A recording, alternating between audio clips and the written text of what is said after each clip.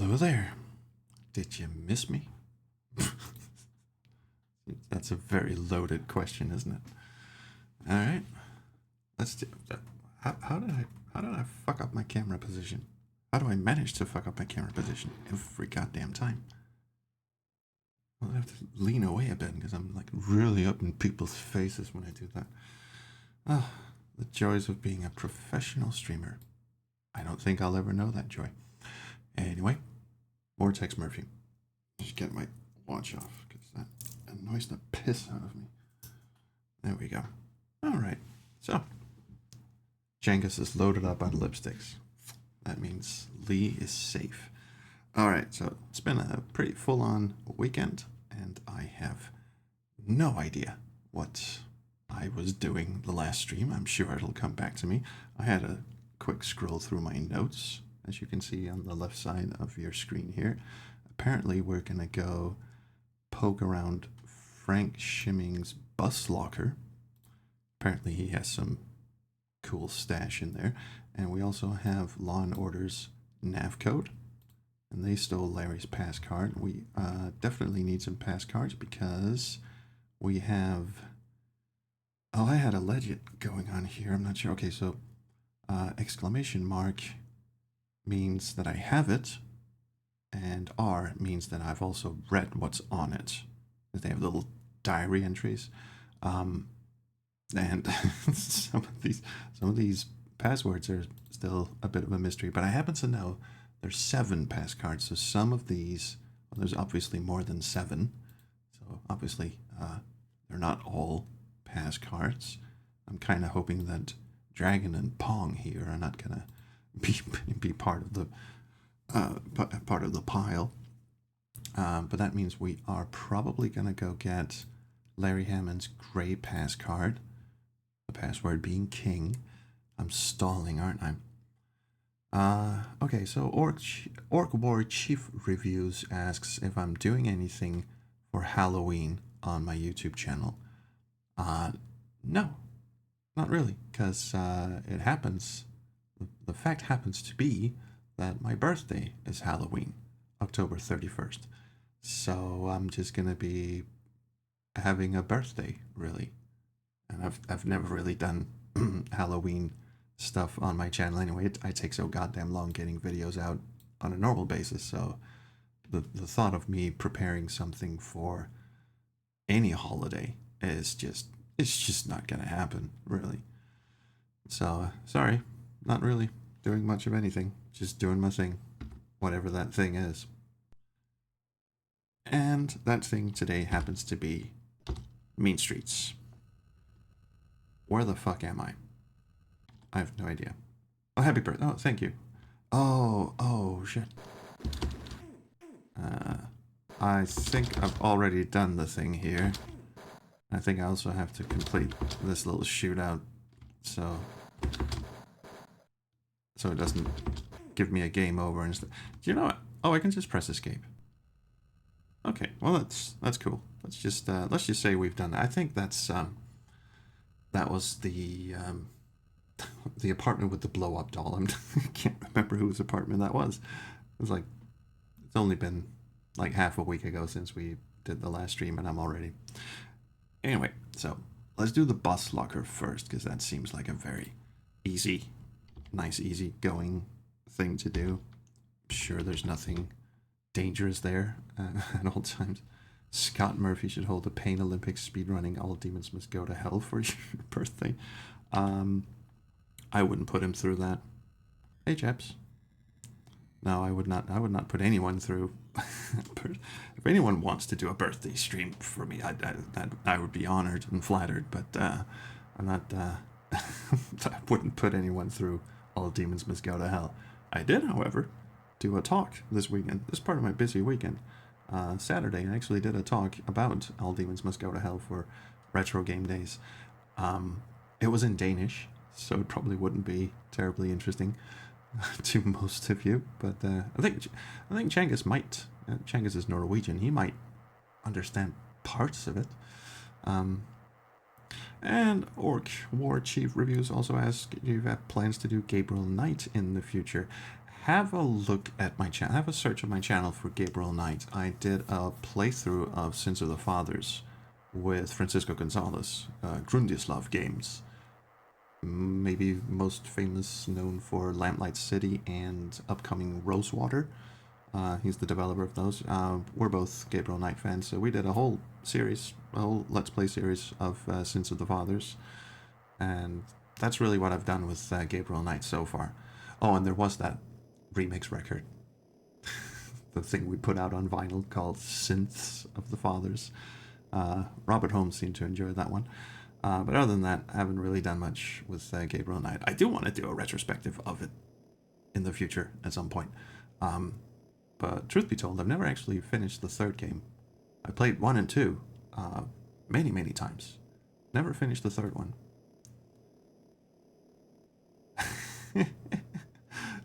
Cengiz understood everything in my talk. It's like speaking Norwegian with a potato in your mouth. Much like speaking Norwegian for Danish is exactly the same as speaking Danish, but burning down a church at the same time.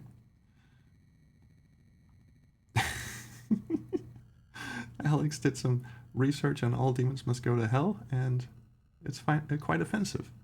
It is, especially if you enjoy adventure games. It'll swear you off adventure games for at least a good while. Okay, autopilot. I mean, I very much enjoy these breaks in the gameplay, so I get to shoot the shit and all that, but hot damn, they take a while.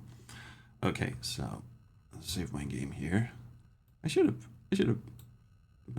marked my save game with what I was actually doing at this save game. It just says next stream.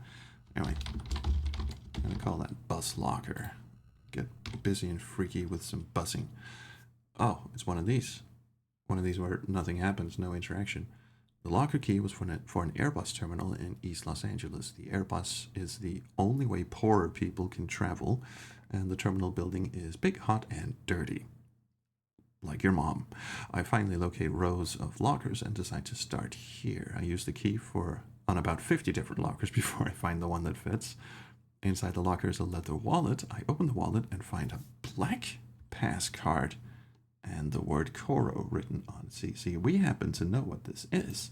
So Rook, obviously being the anagram, and that is a black passcard. Who it belongs to, we don't know, but I don't think Shimming would have an Overlord passcard. So it's got to be someone else's. I'm going to leave the name blank until further notice. But anyway, that's good to know. Now, I don't think we can put it off any further. I'm just going to say contains black passcard. And why is Big Jim Slade leaving luggage at Swimming's fuck pad? So it was in Big Jim Slade's luggage. Perhaps, yeah. Which means that Shimming did not steal the passcard. His hitman did. Now, who did he steal it from? We don't really know what his deal is yet. At least I don't remember. But we'll go and have a look at Law and Order, which should be great fun, because I don't think they're very excited to see me.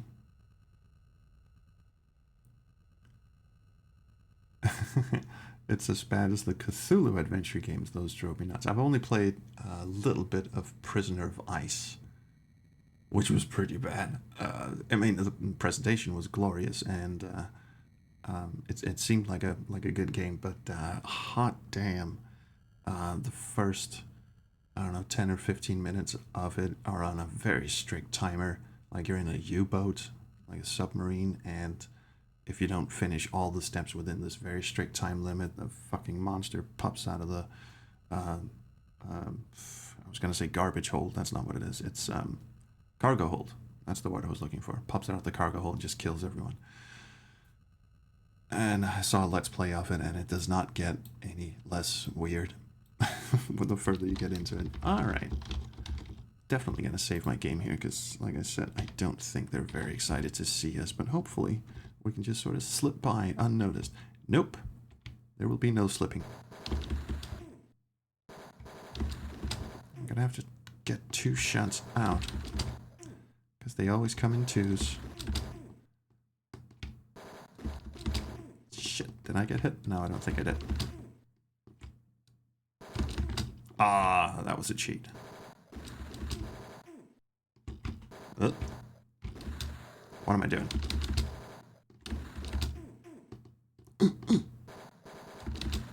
You guys are useless.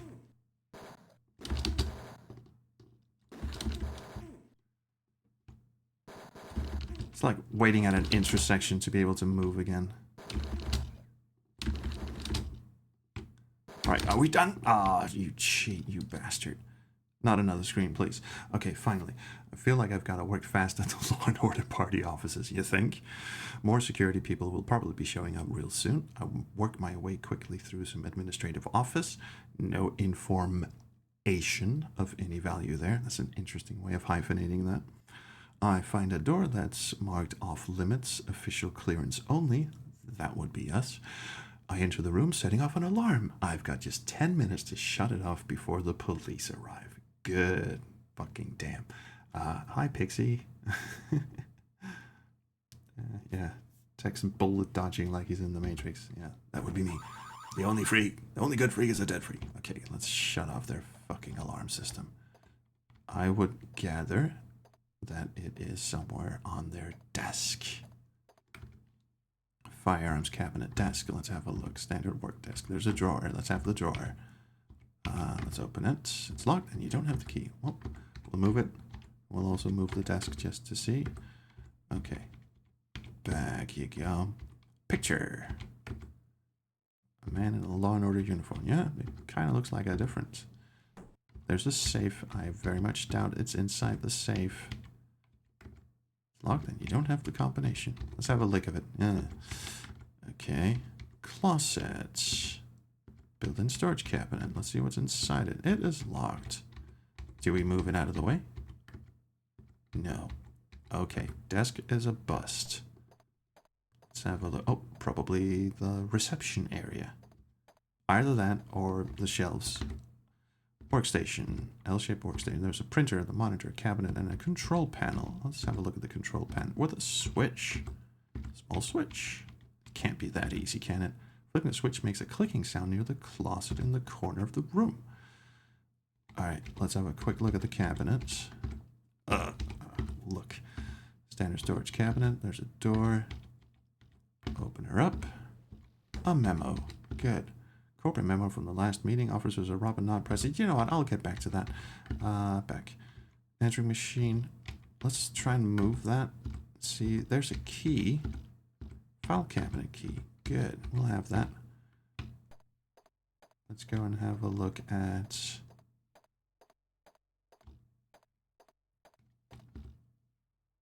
firearms cabinet. I don't know. Is that where... Oh. That's not what we're doing. Desk. Drawer. That was not the key we had. Closet. It said something about... Oh, coat, shoes, shelf. Move the coat. Nothing. Move the shoes. Nothing. Move the shelf. Button. Is that it? Small button. It says alarm reset. Cool. Well, that was good. There we go. The lovely folks of Law and Order. Ah, yes. Now we can relax, I think. Pretty sure we can. Future racists. What grand people they are. Okay, let's have a look at this memo now. Corporate minutes from last meeting. Officers are Robert Knott. Do we have him on our list? Yeah, there he is. Oh, we were supposed to go and see him as well. Bazil Mallory, Vice President. Bazil Mallory, VP of Nazis. I don't know if he has an NC code, but we'll write it down.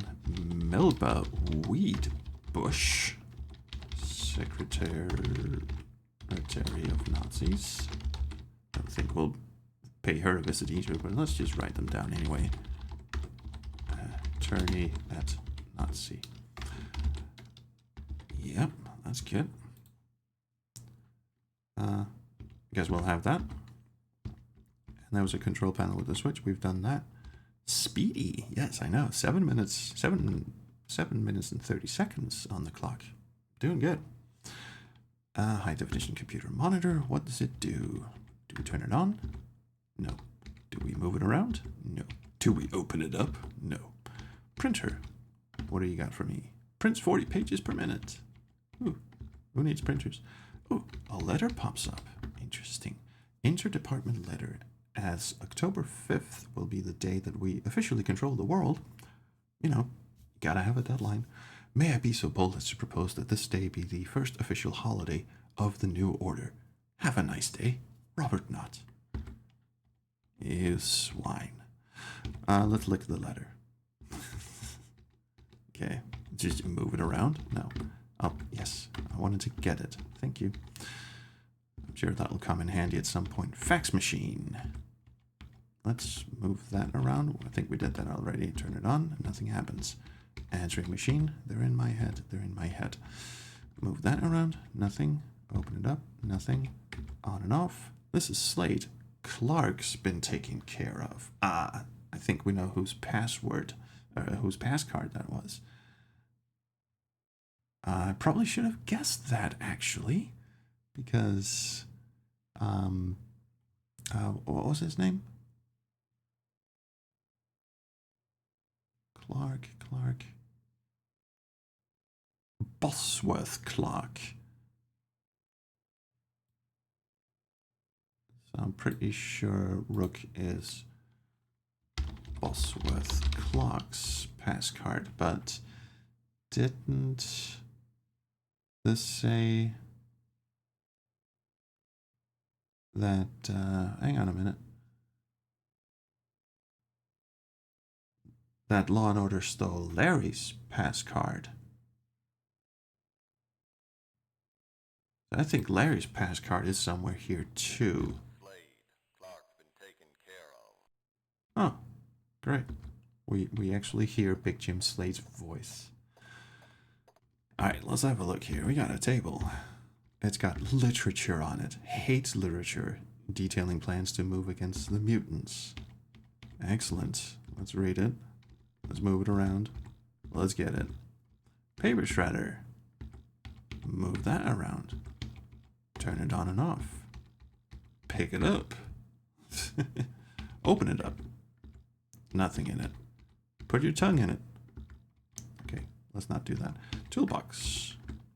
Oh, no, I didn't want to do that. Oh, you shitbird.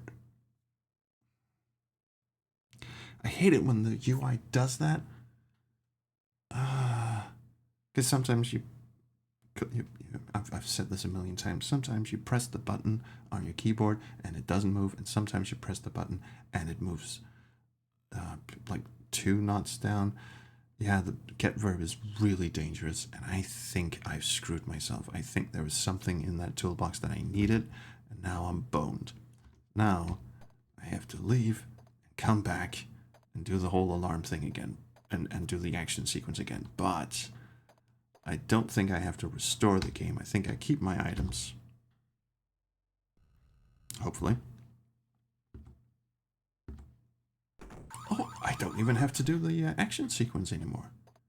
And I suspect that the button I was pressing is... shit.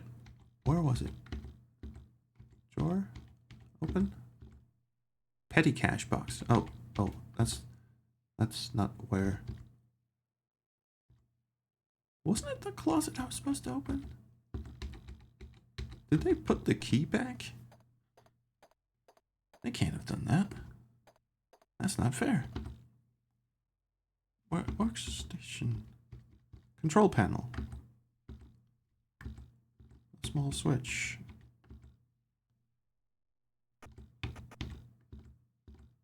Oh, I guess I have to do that again. That's okay. I don't mind. Speed running this. Look at the closet. open. Move shelf. There's a button. Clickety click. And we're back in business. Oh, no, because I got the fucking... because I got the fucking thing. I do have to restart. I do have to restore my game. Do this shit all over again. Well, yeah, it's gone. I mean, why wouldn't it be? Alright. Load. Let's do that again.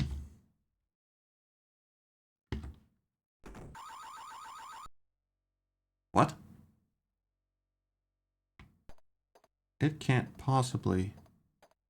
I didn't save my game, did I? Okay, screw the alarm. I'm just gonna have a look here and see if the toolbox is still here. It can't be. It is! Okay, why didn't I have to do the action sequence? That's peculiar. Okay, I'll take it.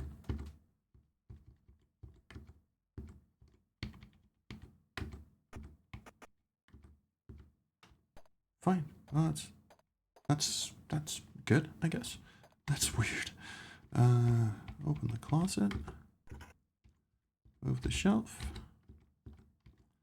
Hit the button. 9 minutes and 14 seconds, and that includes being flabbergasted. Speedrun strats, I guess. What was it? Oh yeah, move the picture. There's a safe. We'll get back to you, Mr. Safe. Right now, I want to have a look in that fucking toolbox. Oh, very carefully move to... Well, first of all, move. There's a key. Good thing we moved it. Key to desk. I will have key to desk. I will also open toolbox and get plans, drill, and a hammer. See, if you pick it up, why don't you notice the key that was under it? Okay, maybe, okay. Anyway, the plans are for some remodeling work at the secret MTC location. A handwritten note says, see security chief for navigation code to secret computer facility. We do love ourselves a secret computer facility. MTC secret computer facility. MTC secret computer facility. NC. Who was I supposed to... Security chief. Security Nazi chief has NC. Who the hell is the security chief? He wasn't on the list, was he? No, we had an attorney, a secretary, a VP, and then we have Robert Knott, whom we will... I guess we'll pick up the drill and the hammer for when we meet Robert Knott. Get is a super dangerous word, yes. Especially paired with the adjective funky.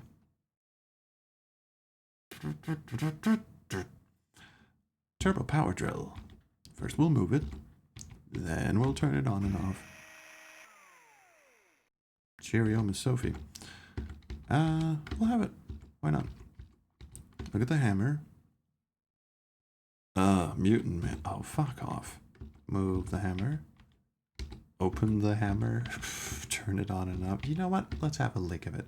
Sure. Sounds like a perfectly normal thing to do. We'll have the hammer. Something interesting. Could have a get boy tat. I will do no such thing. You back off with those seventh guest references, my friend. That's a no-go. And we'll have the literature, and we'll open the paper shredder. I guess that does nothing. Turn it on? No. And putting your tongue in it does nothing either. Okay, so much for the table. Did I miss something here? Firearms cabinet.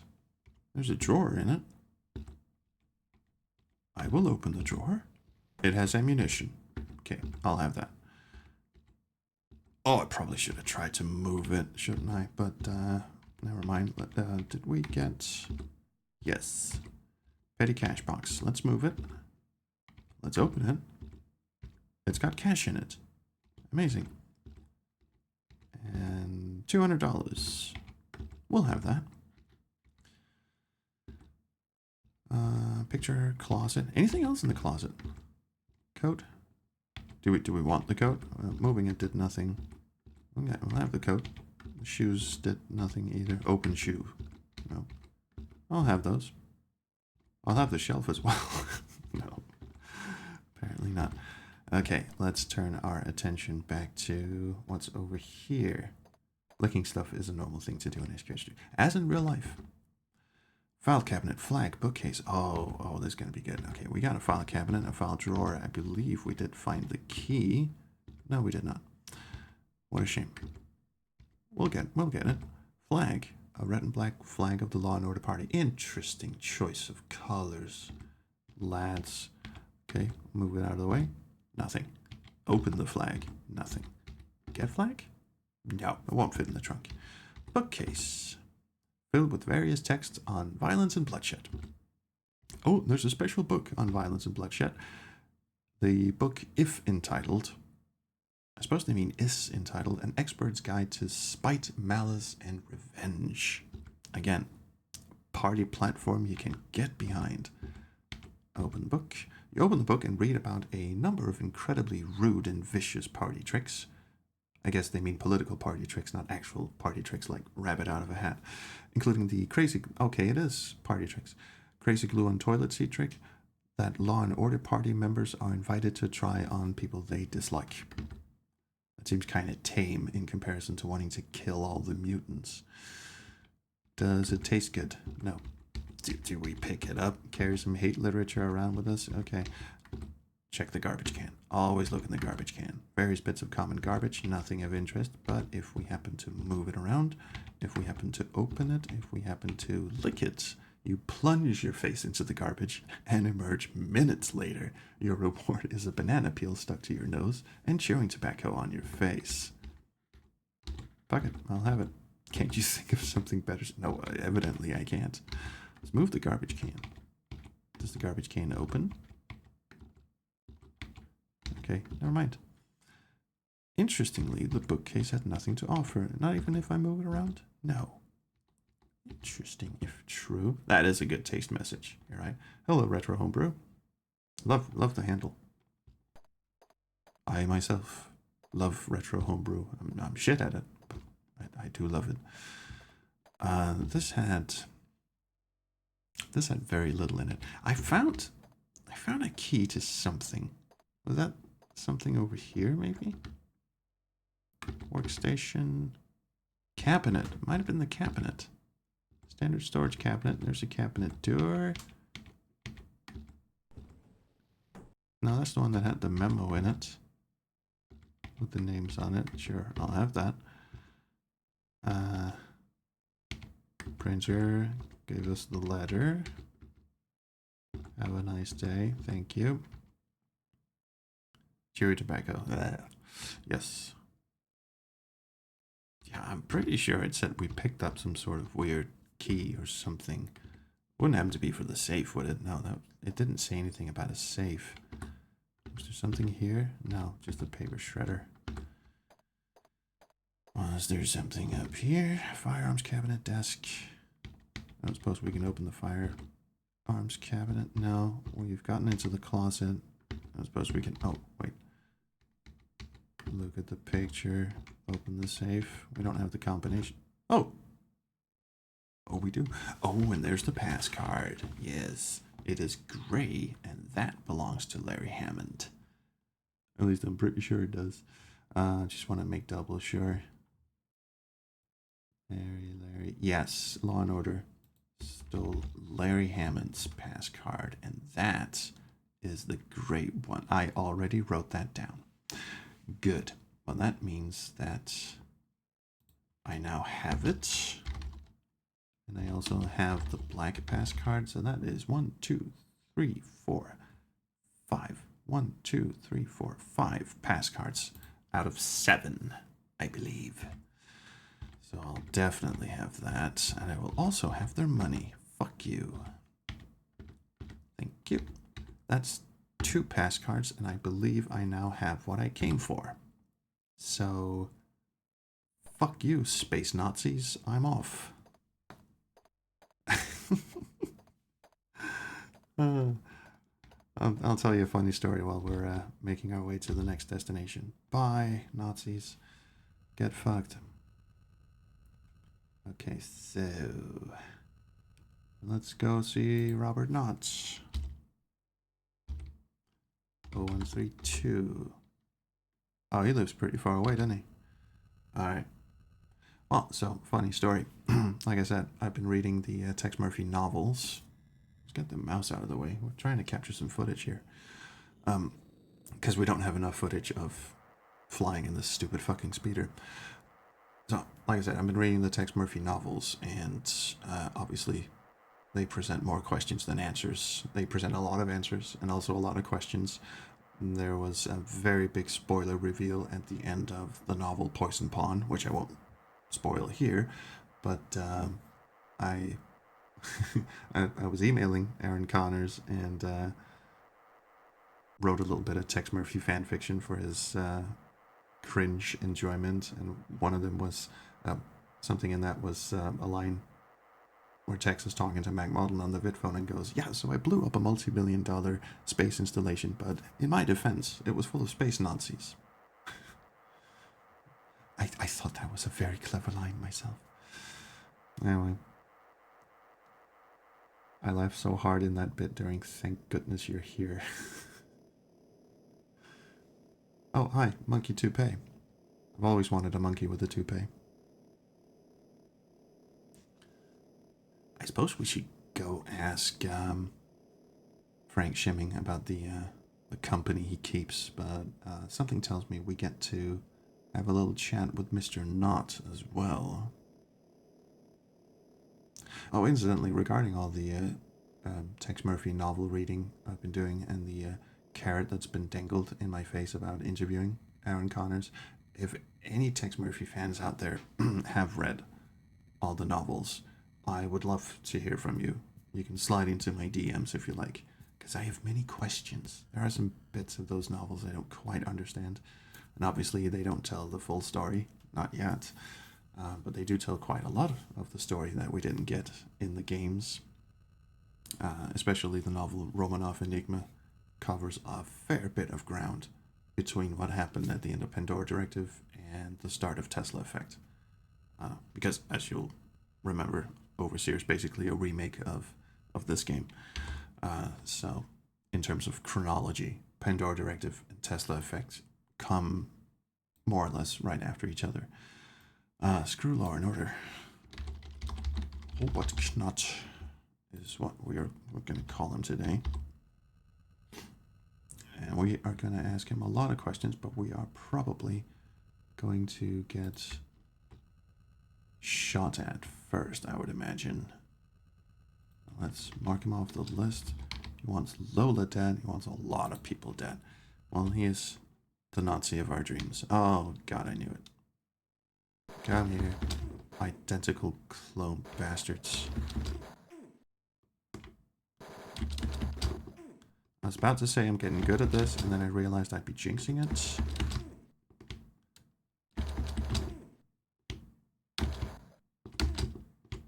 Get fucked. Oh. Almost stood up in a hail of bullets.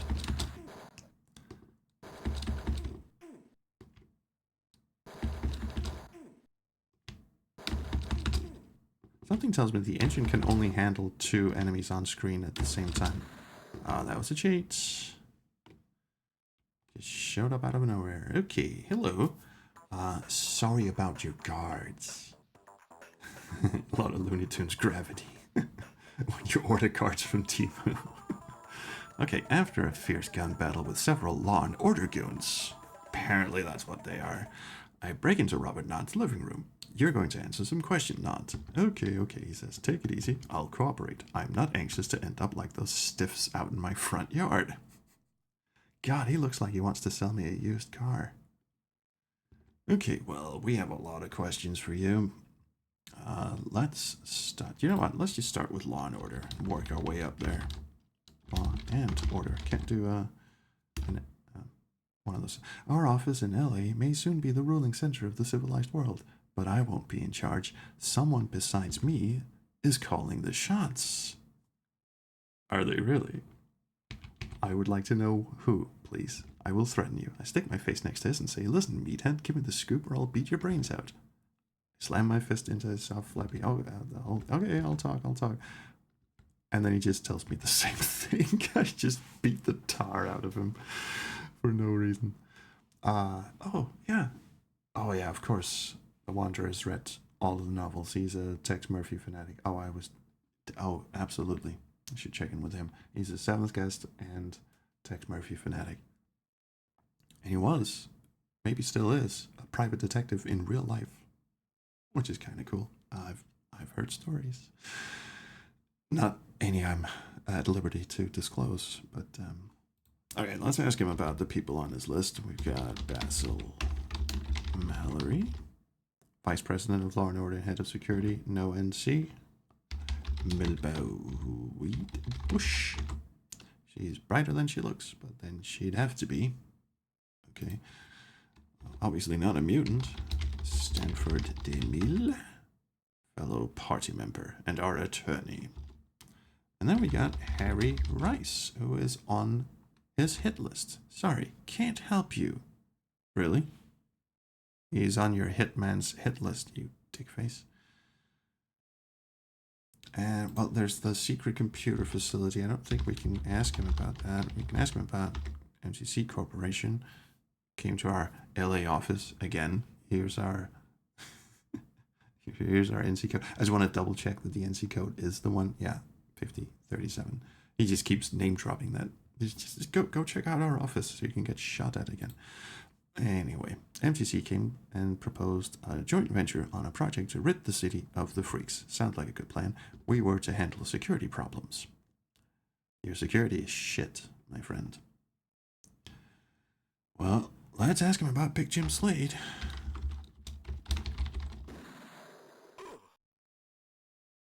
Let's not ask him about Big Jim Slade.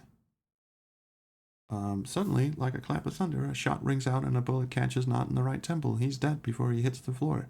I quickly draw my gun and cautiously work my way outside and look around. All I see are the taillights of a speeder cruising out of sight.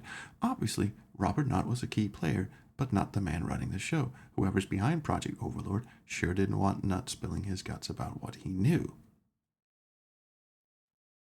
A question arises. Did I only have a specific number of questions I could ask him, or is it every time I ask him about Big Jim Slade that he hits the floor? Yeah, I didn't know a game could do that. That's pretty cool. I kind of want to do that again because I don't think we got the information we were supposed to. If you're looking for Big Jim Slade, you'll find him at NC 4921. Come alone or there's no meeting. That's not going to be a problem. I don't have a lot of friends. And I don't think we have Big Jim Slade on our list. So I guess we'll just add him. He's not just Overlord scientist, is he? No. Oh yeah, he is. Probably should move him out of that spot. He's not really an Overlord scientist, is he? Big Jim Slade. Big Surf Hotel is NC this, but secret meeting is NC 4921. We haven't been there yet. I'll just note that down. This fact's sponsored by Sprint. Location no longer available. I can't go back and talk to a dead man. I kinda want to reload. Try that again.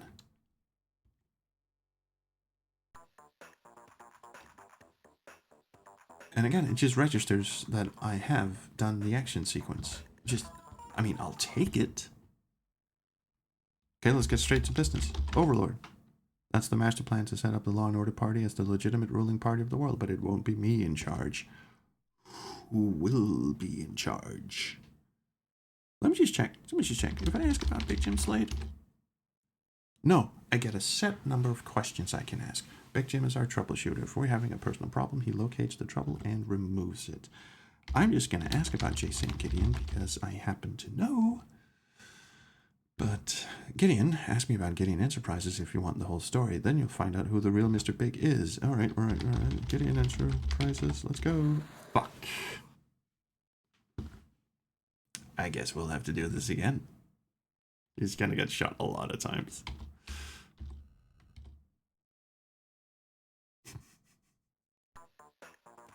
Hello again.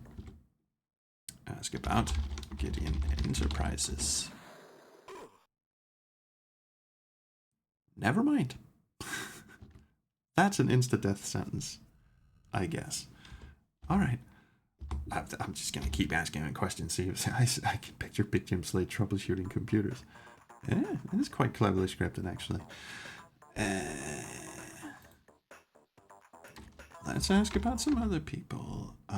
Tom Griffith, for instance, VP of MTC. That little weasel isn't smart enough to get out of a paper bag. I bet he told you I was behind the mind control device. Well, I'm not, Mr. Big. I take orders just like he does. Ask me about Gideon Enterprises, and I'll tell you who Mr. Big really is. Yeah, the game is hard-coded to not let him answer that. What do you know about Carl Linsky? Linsky started to get wise to what was going on between MTC and the Lord Order. I was ordered to have him bumped off, so we planted a microchip on him and ordered Big Jim to make sure he jumped off the bridge. Well, that's I could call the cops on you, really, because that sounds like you're admitting to accessory to murder. But oh, Sophia, not Loren, says try tuning in on YouTube, but it never did anymore than buffering. Tex keeps getting shot. No, Robert Knott keeps getting shot, and that rhymes. Hey, you guys stole Larry Hammond's passcard, didn't you? He's the computer freak Big Jim Slate was looking for. Yeah, he found him. I guess asking about any of these. Oh, was it? Who was it that he wanted dead? Let's just ask about Frank Shimming, actually, because he's a bit of a dick. Why did you ask me about Gideon Enterprises? I'll tell you the whole story. You really want me to do that, don't you? Law and Order, Aaron Sternwood. No, he's not interesting.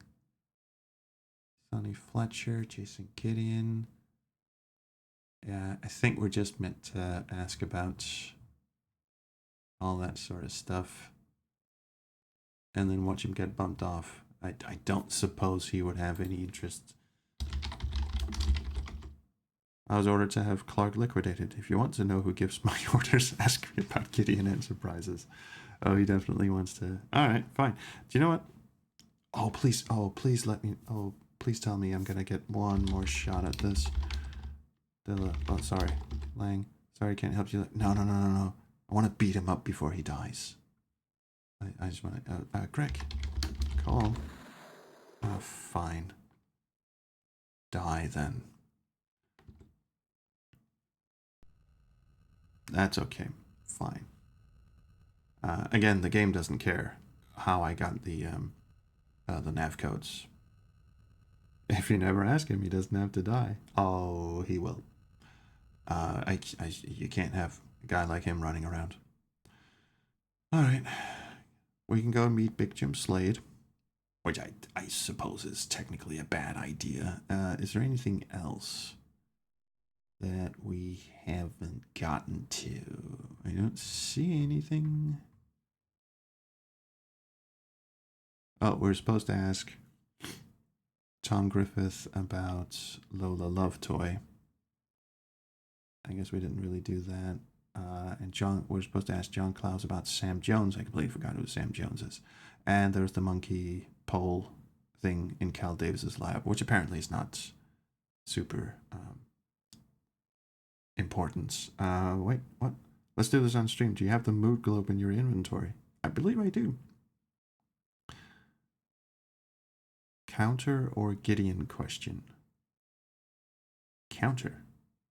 Oh yeah, it's a counter or the Gideon question that gets him bumped off. Sorry, misunderstood there.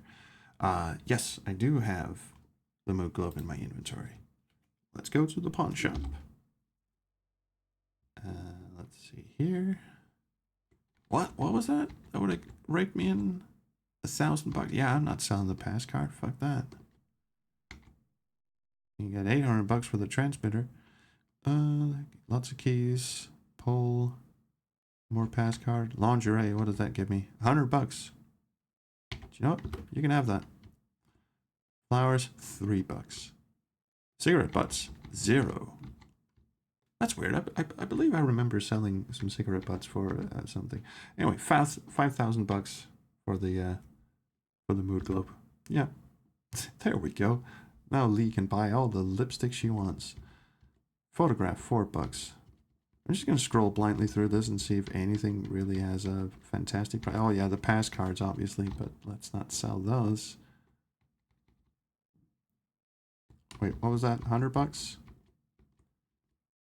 $100 for a list. What does the list do? Law and Order, Confidential. Oh, it's the hit list. Well, I guess I guess we don't technically need that. Binder. Oh, what was that? Oh, that's the pass card. Wait, that gives the drill. Gives us $150. Must be a. Now reclaim the mood globe. Oh, does that do something special? I'll just sell a drill. And the hammer only gets us $30. Okay, reclaim mood globe.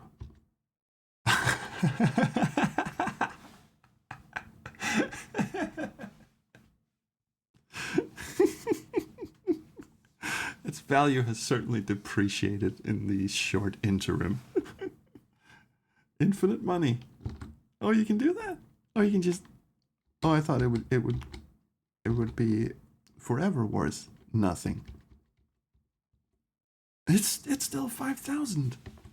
Oh, well, that's an interesting cheat. Free money. Hot damn, son. Yeah. Watch our cash go up. The only thing I have to fight now is this stupid interface. I'm just going to be doing this for the rest of the stream. Fuck that. Hot diggity damn. I had no idea in the dick. You found this 10 hours ago? Oh, because you were looking through. Oh, here's another thing. So, on one of the in the comments of one of the streams I did, a mystery man popped in and said, if you want to look for Easter eggs, the game files are just normal zip files. Just rename just standard PK zip files. Have a look in those. And he sort of alluded to the fact that some good shit lies in there. And Pickle Dog has had a look through the game files, uncovered "Feed Me a Lipstick," the sound file. I don't know what else he's uncovered, but this mood globe trick is certainly very interesting. So I guess if you know the nav code, because the nav codes are not random, they're the same every time. So if you know the nav code to the mood, where you pick up the mood globe, you can just go in, pick that shit up, because it doesn't require any additional inventory items. And that's easy money. You don't have to fuck around with anything. Look how fucking rich I am now. I've been doing this for, what, 5 minutes now? And I got 150,000 buckazoids. Damn. This is cool. The interrogation text has strange encoding. Still trying to decode that. The value of the cigarette butts structured is 0. Unfortunately. I seem to remember selling some cigarette butts for some money in a previous stream, but maybe I was just imagining that. You know what? I'm just going to get to 200,000. No, actually, let's go for a cool $500,000. Let's do 250,000. And I think we'll be sitting fairly pretty. How did you find this? Was this in the game files, or were you just fucking around? I guess the prices for the individual inventory items are listed somewhere in the game files. Yeah, Texas money problems are long gone. Oh, hey, we're almost there.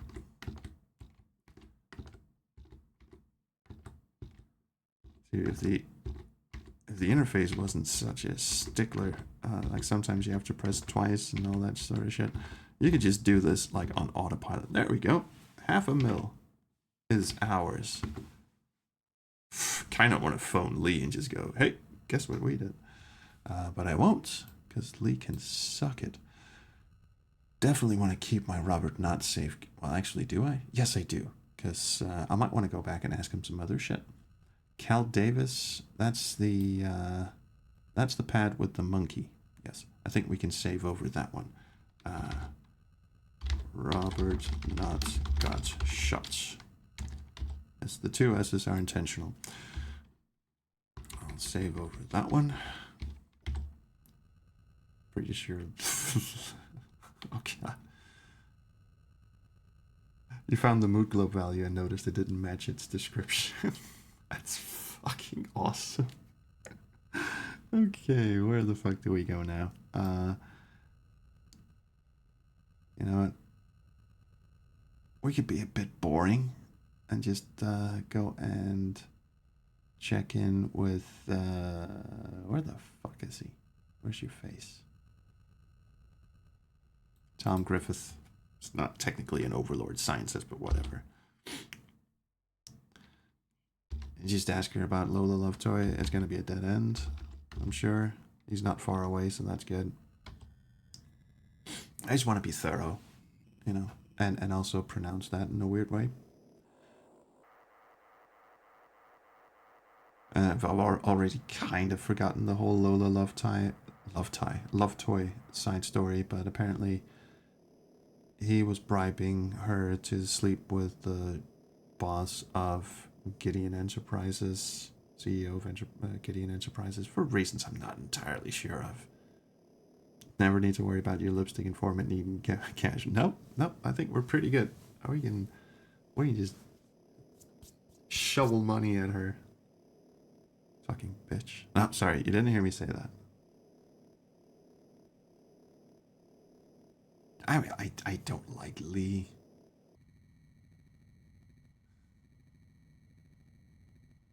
What is it? Her name is, like, if you pronounce it really fast, it's Leech or Leechin.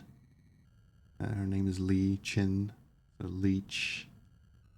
Clever. There's a lot of puns in this game.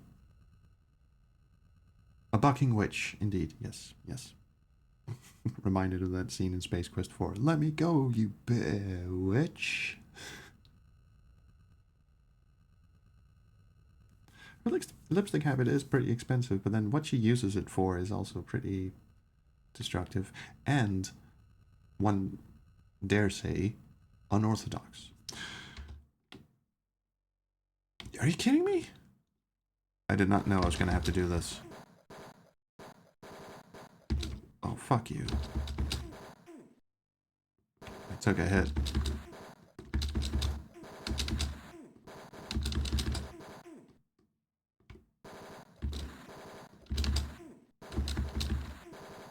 This one seems harder.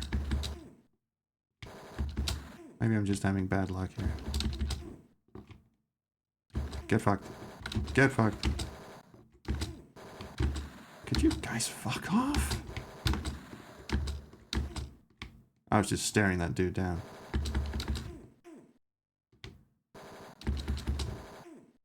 Has anyone noticed how slow the bullets are? This is like playing that C64 Robocop game. Like, bullets travel at a few feet a second. Fuck off. Cool. Hi. It's getting tough to go anywhere with someone trying to kill me. Yes, I know. We've sort of been over this. I'm kind of wondering why this section doesn't know that I've done this before. At least you've gotten good enough you don't have to drop the cycles down. Oh, I dropped the cycles down before I stream. The cycles are currently at 8775, which should be just slightly faster than your average toaster oven. Excuse me. Tell me about Lola Lovejoy. That's Frank Shimming's old flame. I wonder how an old guy could get such a beautiful woman. I will tell you what you know, but if they find out I told you, they will work. Oh, come on. See, told you this wouldn't go anywhere. Hey, do you know who's dead? He's head of the Law and Order Party and is our business partner. Was your business partner. on a joint venture project. Very soon, he could become one of the most powerful men in the world. Joke's on you. Alright, fuck it. Let's go meet Slade. Get the Jerry Seinfeld, Gary Busey love child. Yes, indeedy. Go ask John Klaus about Sam Jones. I feel like I'm just wasting time here. How far away is John Klaus? 7012. He's pretty far away. He's all the way in fucking Reno. How far away is Slade? 4921. He's all the way in LA. You know what? Fuck it. Let's go ask John Klaus first. Let's have the most boring stream of all time. Might as well be thorough. Oh, anything interesting happen with you, lovely people? What have you been doing this weekend? Have you been catching any flights to Reno to ask murderous idiots what they're doing on their off time? I was watching some of my Overseer Let's Play, because, you know, I was reading Poison Pawn, the novel, and I went back and had a bit of a look at some of the Overseer streams I did. One of them was like badly out of sync, by the way, but the Overseer stream I did was this weird Frankensteinian thing where I had my desktop computer was running the game through some miracle of science, and I was streaming. I had a capture card going from my main computer to a laptop next to me, and the laptop was doing the actual streaming because Overseer couldn't run in anything but full screen. I couldn't have OBS going. It wouldn't capture an OBS on the main computer. It was really weird, but I managed to do a live stream. And John Klaus is this, in Overseer, he's this mystery man that suddenly shows up in a cowboy outfit. And Big Jim Slade wrings his neck. Spoiler. But I think I can spoil the games. I think you all know what's going on in the games, at least. The novels, maybe not so. I shouldn't spoil the novels, but the games, I think, are fair game at this point. Sophia went to a tea party yesterday, made some new friends, and had a lovely afternoon. Sounds delightful. Why wasn't I invited?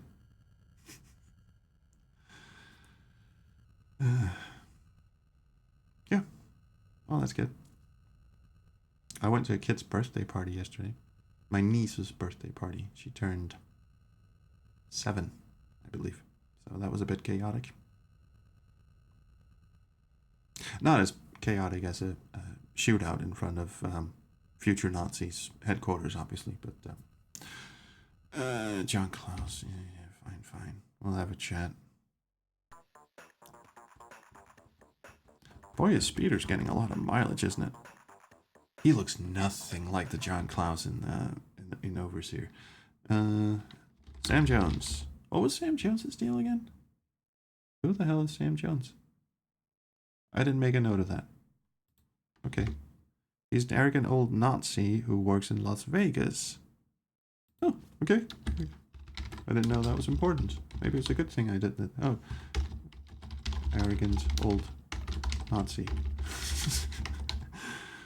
Be careful, he's a faithful Law and Order party member and he's not going to be cooperative.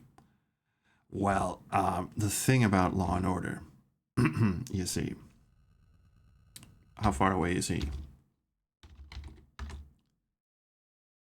He's actually on the way. Let's go have a chat with him. Sam Jones is an arrogant old Nazi. I should probably high-ranking Law and Order party member. Just to be thorough. I get the feeling I'm not taking as copious notes as I should. And I also very much doubt that I'm going to be rewatching all of these streams for the edits. I just want to, honestly, what I really want is just a refresher of the plot in the original game versus Overseer, which I know pretty well by now. But like I said, I haven't played Mean Streets in, I want to say like 20 years? Something to that effect. Like I played it when I still lived with my parents, you need an assistant. You guys are my assistants. Would anyone like some lipstick to eat? No, Lee's not his assistant. Vanessa is. Flowcharting could come in handy. You know, I just want the overview, the Overlord view of the game, so I don't make any mistakes in my script, and so I get the differences between this game and what Overseer became. I guess the major difference here is John Klaus is not dressed in a cowboy outfit, and well, you do meet Robert Knott at a cabin, like he ran away from Law and Order because he's sort of thinking about defecting. Maybe he was, oh, I'm just a figurehead. I don't actually believe in all the Nazi shit. Well, why did you become a political party candidate then? Anyway, he gets shot in Overseer as well. So far, I don't really, other than a lot more ancillary characters, not a whole lot has changed. A bit more monkey in cage. I don't remember the monkey in the cage from Overseer. Cal Davis' lab actually does have a bunch of animal cages in it, if I remember correctly. You do poke around in there. But, yeah, other than that, oh, I should mark off that we did indeed ask John Klaus about Sam Jones. And here we are. First of all, let's fucking save. And mark this as can get shots. So I know I can go back and ask him a bunch of intricate questions. Here we have Sam the Nazi. And we shall save this game. And we shall have another shootout. I fucking knew it. These are perhaps the most tedious parts of the games. I mean, speeder bits are sort of a respite at this point. I get to collect my thoughts and have a chat and all that shit. This, I mean, I can barely concentrate. I can barely get a word out while I play this shit. Oh, fuck you.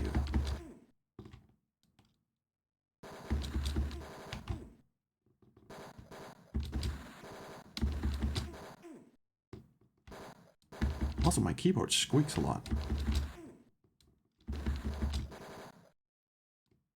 Fucking die already.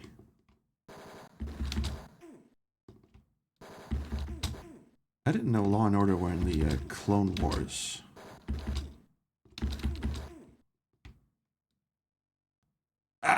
For once, a person doesn't jump out at me right at the last second. I break into Professor Jones's laboratory and see him standing at the other end of the room. He's a man in his early 40s with glasses and hard gray eyes. How did you get past my security people? The same way I get past everyone's security people.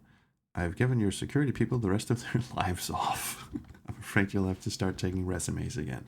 He looks shocked at first, but then he gives me a convincing snarl. There's nothing for you here.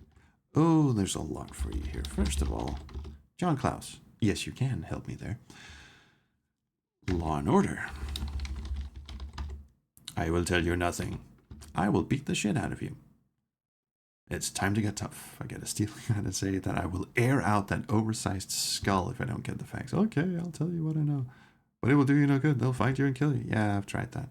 Law and Order Party is becoming more powerful every day and has followers throughout government and business. Guess what? Anyway, I'll break the news to him later. They're working with us to develop a device which will revolutionize the Did I say that right? Revolutionize the surveillance industry. Then we will put it to work against the enemies of this country. All decent citizens will benefit from our work. There are those who think the device is dangerous, but will soon change their minds about that. It wouldn't happen to be called Overlord, would it? I will tell you nothing. I'll punch you again. All right.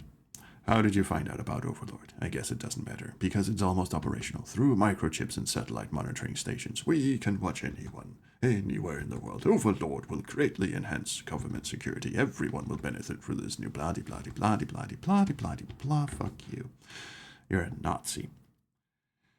Robert Knott. I will tell you nothing. Here comes my fist again.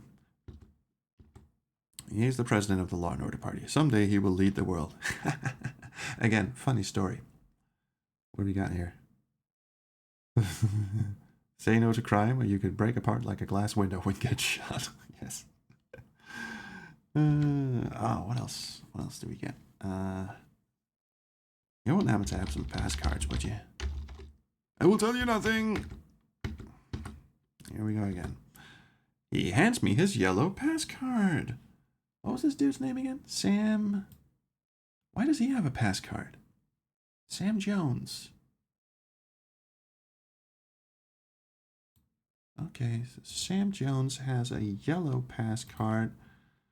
Someone remember that for me, please. Password. I will tell you, I will beat the fucking tar out of you. Queen. His password is Queen, and that was Sam Jones, and his was yellow, and I have it.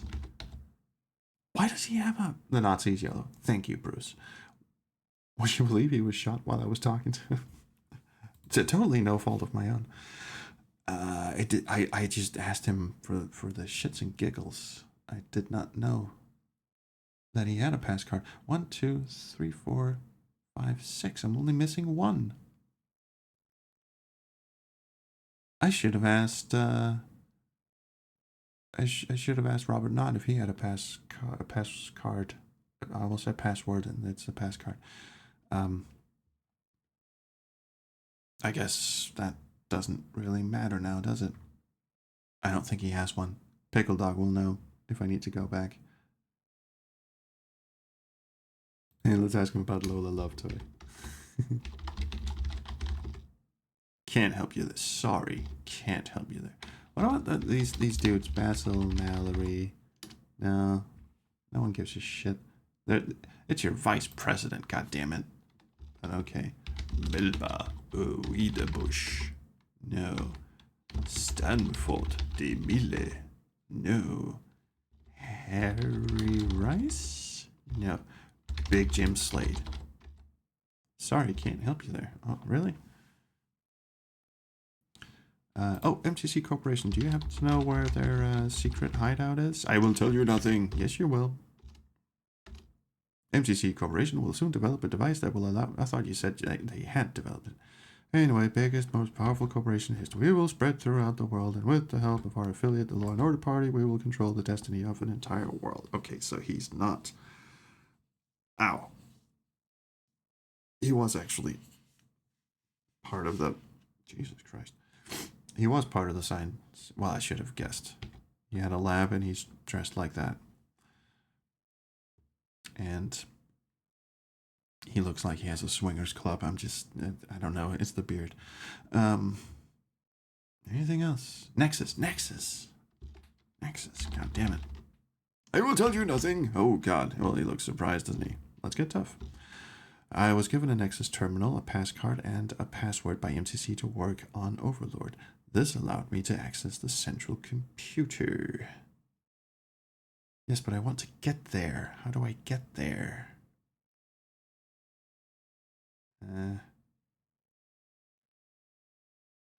My aunt's prostate cancer, adult diapers, VR headset, dish soap, pizza, and military shooters. Again, I'm sorry about the ants. I don't know what to do about that. Pickle Dog suggested that I just fire off ants manually, but apparently there's a timer on it, so if I forget to do that, it'll just run an ad automatically anyway. Oh yeah, he does look fun to punch, doesn't he? So I don't know. I don't know if there's a way to turn off ads. If there is, let me know. I'll do it. Who else? I guess it doesn't really matter, but we can ask about Carl Linsky, I guess. You guys were working on the same project? Yeah, but you don't know each other. I didn't expect you to. Oh, let's ask about D. Snyder. No. Let's ask about himself, actually. I've never really done that with anyone. Oh, it's fine until you showed up. Oh, yeah, he does actually give kind of a Mortician's vibe, doesn't he? There's no winning move with the ants. Oh, what's that phrase from War Games? The only winning move is not to play. I'll think about it. Is anyone enjoying this? Because if not, you know, that is also a possibility, I guess. You don't know who your friend Larry is, do you? No, can't help you there. I guess that's it. Just having a quick little look. Oh, Sandra Larson. Sandra. No. I guess that's... Oh, J. St. Gideon, obviously. Sorry, can't help you there. How about Frank Shimming? I will tell you nothing. Yes, you will. Shimming is the head of Gideon and MCC, but he won't be for long. Oh, interesting. All right, thank you, Mr. Nazi. Let's go meet big boy Jim Slade. Security Nazi chief has NC, but that wasn't him. I don't know who the security Nazi chief is. It just said security chief. Oh, thanks, by the way, Sophia. Thank you. I was like half kidding, maybe. I just want to, get rid of this dude. American old Nazi had passcard worked on Overlord. I've started taking copious notes now. Better late than never, I guess. All right, let's go meet Jimmy Boy.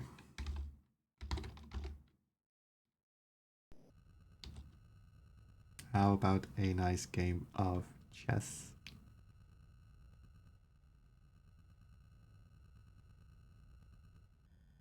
Changas doesn't get a lot of ads, and I think that's because not a lot of... I want to say European, but maybe it's just Scandinavian. Like, the ads are regional. So, for us to get served ads in Scandinavia, Changas is Norwegian, I'm from Denmark. For us to get served ads on Twitch, it would have to be ads that are relevant to us from companies that actually sell shit we can buy here in Scandinavia. And I don't think a lot of Scandinavian companies advertise on Twitch. So I think we get less ads on Twitch. It used to be the same with YouTube. Then someone figured out that people actually watch YouTube in Scandinavia, and now we get Danish ads on YouTube here in Denmark, and I would imagine you get Norwegian ads on YouTube in Norway. Yeah, there's not enough. Basically, there's only big online tech shops, so yeah, it makes sense. So, unfortunately, you Americans get, or North Americans, I suspect Canada is also involved. You guys get a lot of ads because Twitch actually means something in North America. Doesn't really mean much here. It's not like ubiquitous in the same way that YouTube is. Few people here used Twitter back when Twitter wasn't a stinking fucking cesspool run by Robert Knott. The primary communications tool in Denmark is still Facebook, which is kind of sad in a way. Yeah, so we're like 10 years behind everyone, so our Twitch ads aren't that intrusive. But there you go. Sorry. Krillin, this is a cool classic adventure that I personally never tried. Playthrough is pretty educational for a lesser-known title. Ooh, Cheerio, Miss Sophie. At some point, I shall have to explain where the Cheerio, Miss Sophie thing comes from, but today is not the day. It's a long story, and it sucks. Should I keep Sam's save game? No, I don't think so. Meeting Mr. Slade. I can always go back and ask him because he seemed like such a welcoming gentleman. I wonder if there's going to be a shootout. Dear me, what a surprise.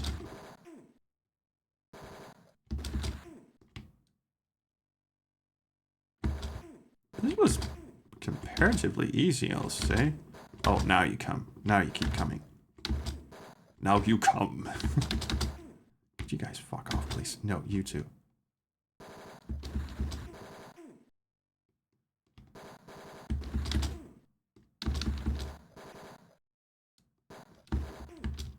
Again, having to duck and wait for their painfully slow bullets to sail by is kind of like waiting at an intersection, like waiting for the light to turn green. It just feels like you're just sitting there picking your nuts. Except with a gun. I wouldn't pick my nuts with a gun. Oh, Jesus! See, this is what I get for talking while shooting. Get fucked. Are we done? Yes, thank you. Okay, Big Jim Slade stands in front of me with 6 of my slugs in him. Oh, that was new. Remember the bit in Overseer where you break into his cabin and you have to leave everything exactly as it is, and he shows up later and twists John Klaus's neck, and there's a whole thing where you have to outrun him, and in the novel... Should I spoil this bit? No, because it ends the same way. It ends the same way in both the novel and the game. They end up tying up Big Jim Slade, and then the cops come and get him. He doesn't die until Tesla Effect, the game. Throw him off Coit Tower, actually. Again, I can spoil the games. I shouldn't spoil the novels. It's implied he was part of the shootout. Oh, so he shattered like glass. I wish you could shoot while crouched. Bruce, you can. You can shoot while you're crouched, but there are like barriers in front of you. Your opponents can crouch as well, and that's when they're like impervious to your shots, and they can also shoot from behind cover, but it's completely pointless. So anyway, Big Jim Slade stands in front of me with 6 of my slugs in him. He's bleeding heavily, but he's still got a smirk on his face. I notice he's smoking a Camel cigarette. Not a llama cigarette, but yeah, we've been picking up his cigarette butts all over town. I walk up to him slowly, keeping my gun aimed at his heart. Looking at him makes me wonder when I last received a rabies vaccination. Well, hello, Big Jim Slade. I guess I have a very limited amount of things to ask him about. I'm just going to ask about a passcard first. You're the PI? You find it. I'll beat the shit out of you. Listen, meathead, give me the scoop or I'll beat your brains out. In addition to the gunshot you have. Beat my brains out? Wait a few minutes and they'll drain out by themselves. Fine, fuck it. Tell me about Overlord. Sorry, can't help you there. Tell me about Law and Order. Law and Order Party. I don't know a damn thing about them, and I don't care. I do the jobs they give me, and they pay me well. We can ask him like 3 questions. I think that was my 3rd question. Who did he buff off? Yeah, you bleed there for a while. I'll get right back to you. That is a lovely animation, by the way. Love the smoking jacket too. J. St. Gideon. I want to ask who he's killed. Do you know what? We should probably ask about Frank Shimming, actually. Sorry, can't help you there. Oh, he's going. He's going. Gideon Enterprises. Sorry, can't help you there.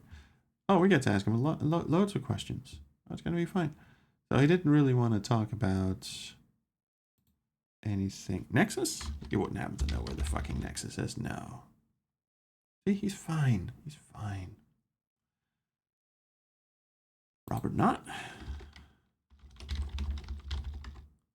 Oh, he's fading fast. He tries to continue the arrogant smirk, but there's fear in his eyes. He drops to one knee and in a last act of defiance, shouts a few obscenities at me, and then falls to the ground. I guarantee you, this world is a better place without scum like Slade around. But I could have used a little more information before he nodded off into the big sleep. Yes. So let's load the game and try that again. Please don't make me do the fucking sequence again. Thank you.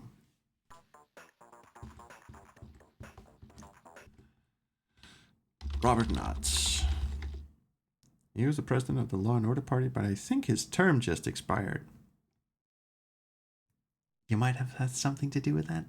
Maybe. Jacket isn't smoking until you set him on fire, though. Threatening him and bribing him does nothing. What am I supposed to ask him about? Oh, Harry Rice. It says here he was on Slade's hit list. Sorry, can't help you there. Really? What the fuck am I supposed to ask him about? D. Snyder's nylons? John Klaus?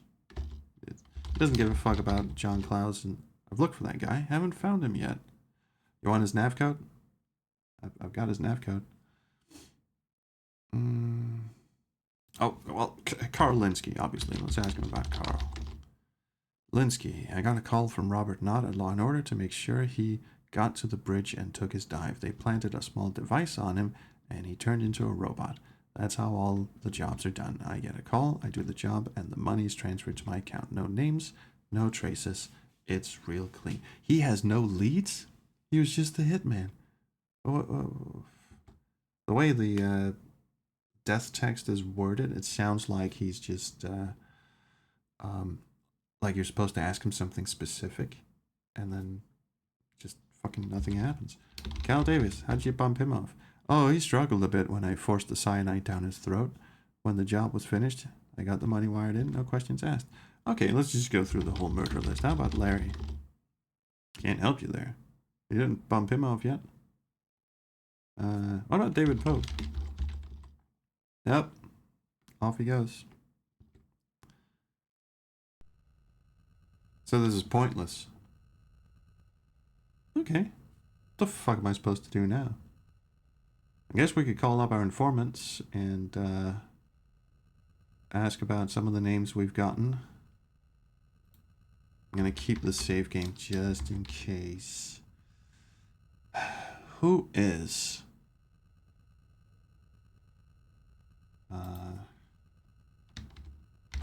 I'm just gonna write neither Knott or nor Slade knew about him.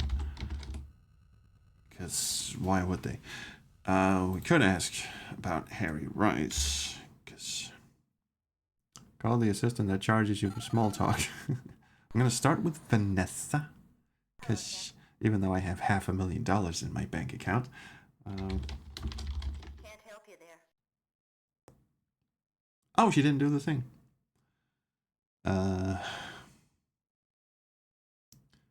Who don't we have an NC for? All of these guys.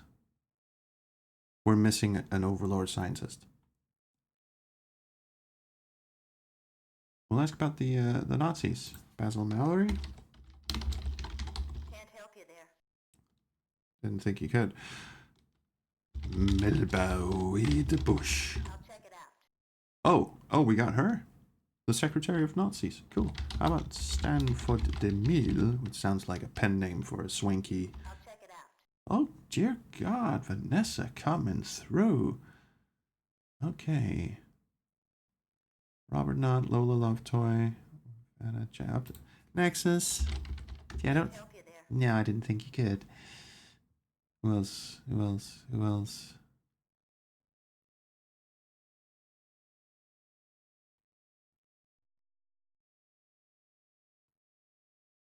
No, I think we're good.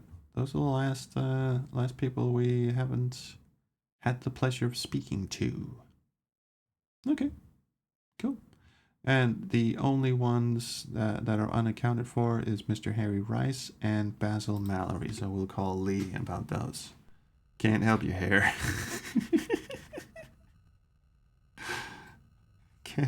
Can't help your hair. What did she just say?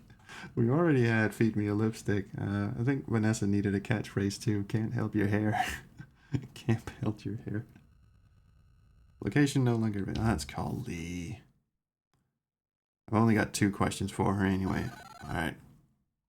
Let's get this going, shall we? Enhance. What do you need, Murphy? Oh, you wouldn't believe how fucking loaded I am right now.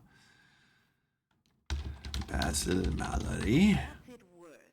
Oh, what is it worth? Let's start at 100. Cash 254,000. Jeez. No deal. No deal. Okay. How about 5? Look for my facts. Okay. Processing facts. Estimated arrival 9 hours, 6 minutes and 40 seconds. And she has the worst grammar you'll ever need. How about Harry Rice? What's it worth? I'm gonna lowball her still. Fuck it. 300. No deal. No deal? How about 400, Yoda? No deal. Alright. 500? Look for my facts. Okay. Yeah, you're fine. 6 minutes and 42 seconds. I'll have a smoke. Incoming facts from Vanessa. The Tex is just taking out $100 from a massive pile of money. How about 100 buckaroos? Milba Weedbush lives in Fort City, 4122. And Stanford de Mille, 3199. 3199. I didn't say 3499, did I? Oh, it's arriving at 6:41 a.m. Oh!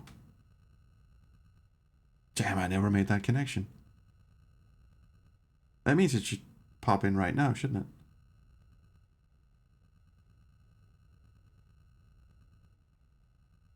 Look at the clock. Yeah, it is 6:41. She's late.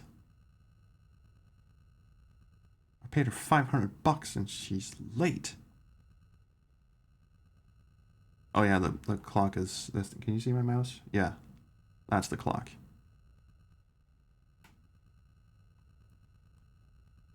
Lee? You're fired. Fuck it, let's go talk to the white bush. Sorry, wheat bush. That's not even that's not better, is it? Ugh. Fuck you, Lee.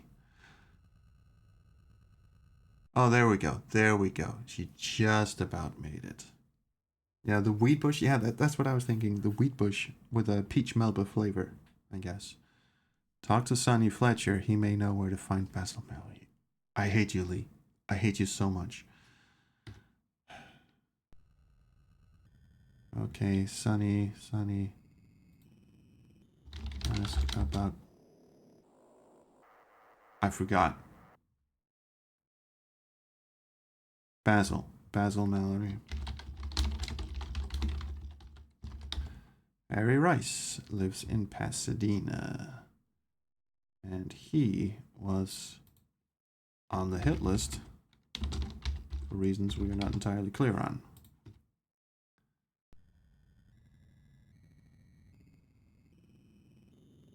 Come on, autopilot, do your thing. Turbulence.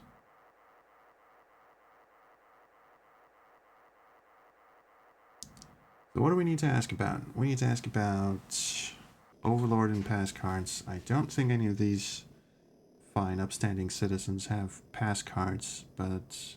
So who's the last scientist? Who haven't we fucked around with? Carl, obviously. Ron Morgan. Actually, let's have a look at the list here. Carl Linsky, Sam Jones, Larry Hammond, Bosworth Clark, John Klaus, Cal Davis, Ron Morgan. That's 7. And I believe there's only 7 passcards, right? So why haven't we found Cal Davis's passcard yet? Is it still back at his lab? Because Pickle Dog said that the box in the monkey cage doesn't contain any... There's 8 passcards. Okay, but we still don't have Cal Davis's passcard. And you said the monkey box didn't contain anything but stuff we could sell. But we haven't gotten the box out of the cage yet. Because someone told me it wasn't important. Was that a Monkey Island? No, sorry. There really is a cage with a monkey and a box in the monkey cage in this game. I'm not kidding. You were wrong. Oh, cool. Well, I guess we'll have to stop by Cal Davis's lab again. Anyway, should I really be saving my game? I guess I'm going to get shot at a lot of times.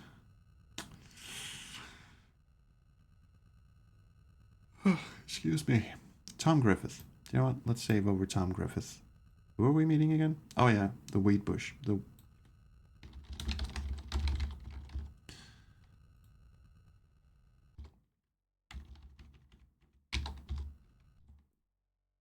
Shootout? No. The address for Melba Wheatbush is in a development of basic drywall box homes. Miss Wheatbush answers the door. Her makeup is too thick, but she doesn't look like Dee Snider.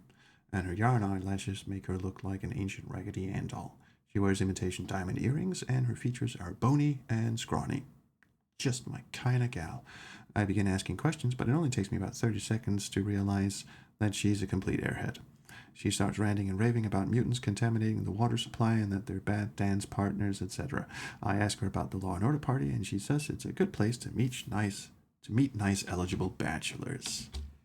This is a waste of time. I'm out of here. Fair enough.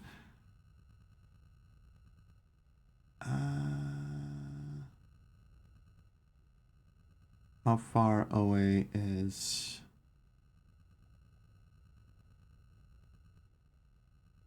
How far away is anyone? But how far away is Sonny? 5170. Not that far. Let's go. No, the wheat bush was not informative. Yes, we do have our 10-foot pole, and we can go poke the monkey. And we shall. There was no burning bush, for sure. I think she may have been burning the bush. I know it's the, yeah, blah blah, but yes.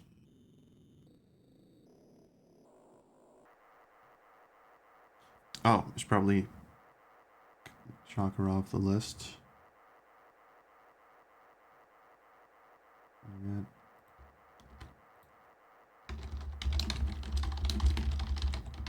Dumb as a pile of bricks. Red herring.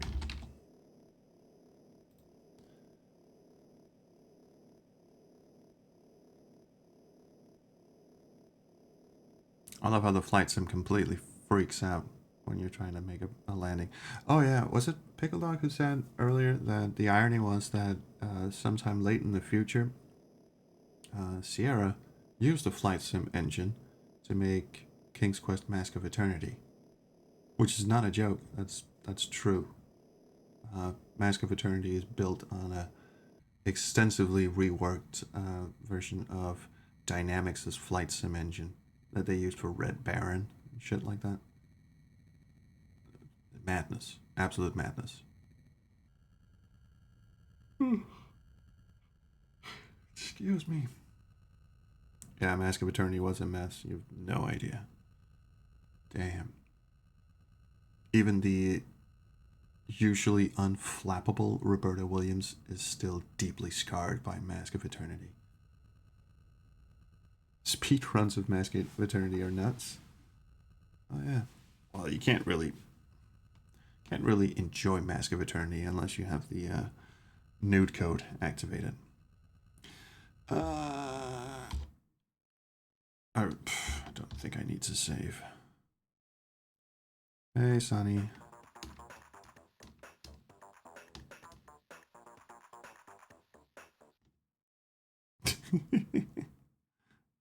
It looks like one of those it looks like a puppet from the David Bowie movie Labyrinth. What was I supposed to ask him about? The CEO, the lawyer, the what the fuck was his name? I have too many fucking Bazil Mallory. That's the one. No way, I've got nothing to say. Oh. Guy throws a haymaker. Okay. Let's try that again. I'll bribe you then. You have the longest introductory text of all time, god damn it. Let's try that again. Bazil Mallory. What would you like? I have many monies. Yeah, Hog will just beat you up. How about $200? Well, it is a joke. 700? Yeah. Alright, if you can find him. VP of Nazis is at 2713. Cheerio, Miss Sophie. See ya.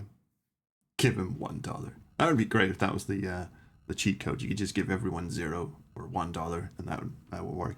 Maybe there's like a specific lowball number you can give everyone, and they just accept it. I don't think so. Good. I think I might have to do a bit of a short stream. I've been doing this for 1.5 hours already. Jesus Christ. Okay, who should we go and see? I kind of want to get the monkey thing done with. 37:20. How far away are you? Not too bad. Let's go and do that. Everyone takes $69 for answers. Oh, Sophia. Oh. Speaking of puns, one time I saw an entire theater performance about puns. It was a play on words. God damn. There's a meme photo of oh shit, what was his name? It's one of those really famous serial killers. It was Ted Bundy. There's a picture of Ted Bundy, and it said, I once cooked a funny bone. It turned into a laughing stock, or something like that.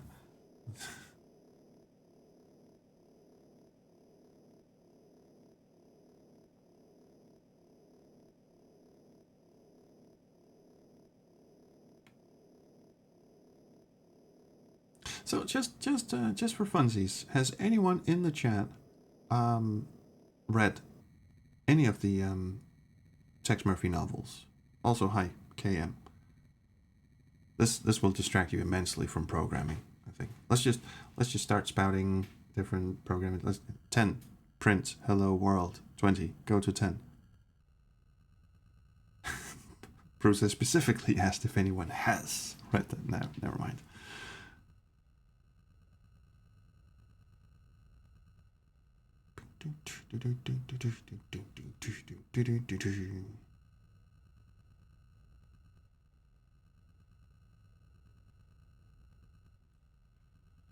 Alrighty, Heidi. Cal Davis, yes. Are we gonna have to deal with the alarm? Yes. This was so long ago in the stream, I completely forget where it is. A table lamp. Open, on, off. Okay, that's not where it is. Oh, was it at the desk? Cages on the right. Move on. That's right. It's behind the rat droppings. That's right.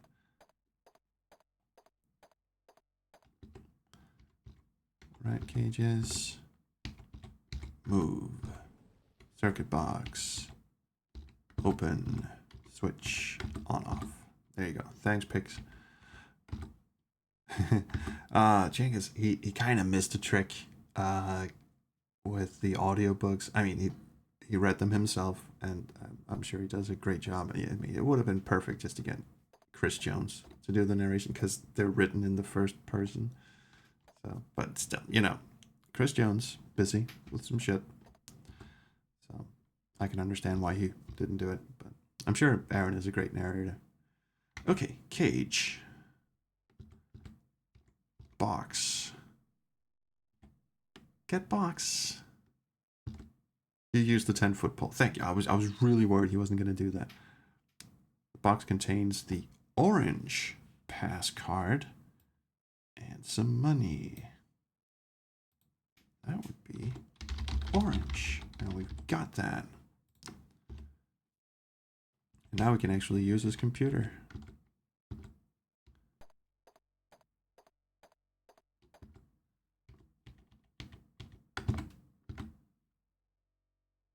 Okay, yeah. Do I have to look at it? Okay, I do. Insert orange pass card. And his password is checkmate. Okay, let's see what you have to say. I have achieved minor success. Cool, good for you. The control microchip was placed inside the chimp today by drilling a burr hole through his temporal lobe. I was able to control the male's aggressive tendencies through well, you failed there. Through electrical stimuli to the neurotransmitters in the brain. This action releases the appropriate amount of chemical to tame aggressive tendencies. This is an encouraging sign that several sociopathic disorders could be controlled. Page down. I've been able to manipulate elements of ape behavior by inserting control chip in the hippocampus ridge of brain. By using simulated electrical brain impulses, I've been able to control the physical movements of the animal. YMCA. Control area number 3. Insertion of microchip into the optical cortex allows me to control visual images to the brain. Electrical pulses of pleasure and pain produces corresponding behavior in subject. Ape nearly masturbated himself to death. Minor setback. Subject was given a painful visual stimuli. The visuals must have been too intense. This action caused a massive seizure and gave the subject a berry aneurysm. What the hell is that? I know what an aneurysm is. What the fuck's a berry aneurysm? I'll have to look that up. It's probably a real thing. The exploded blood vessel in the brain killed the subject almost instantaneously. So he got a new monkey. Okay. I've been instructed to try several experiments on the chimps. Plural. All of which have resulted in total brain control, death, or permanent brain damage. What do they really intend to use this for? Probably the first, the total brain control part. Instructions given now are to test the procedure on a human. I don't believe they are using the system for legitimate purposes. What clued you in? There's something devious in their request. Again. I told them I will have no part in further testing of this control system. I feel they have not told me the truth about how they intend to use this device. Where's my Coca-Cola? He drank something he shouldn't have. He was very sorry about it. Hey, which ones haven't we read actually? Because I mean I kind of want to go around and check out the different computers. I have a feeling that because we run across a fair amount of computers. But I mean, if we go to Sam Jones's, he doesn't have a computer. He's just an interrogation suspect. Larry Hammond, I don't think he had. Again, I think he was just an interrogation suspect. Ron Morgan's, we've read that one. John Klaus is also just an interrogation suspect. You can't read his passcard. Bosworth Clark. He had a lab. And he was also very dead, but he did have a lab. You know, let's go. I want to read his shit.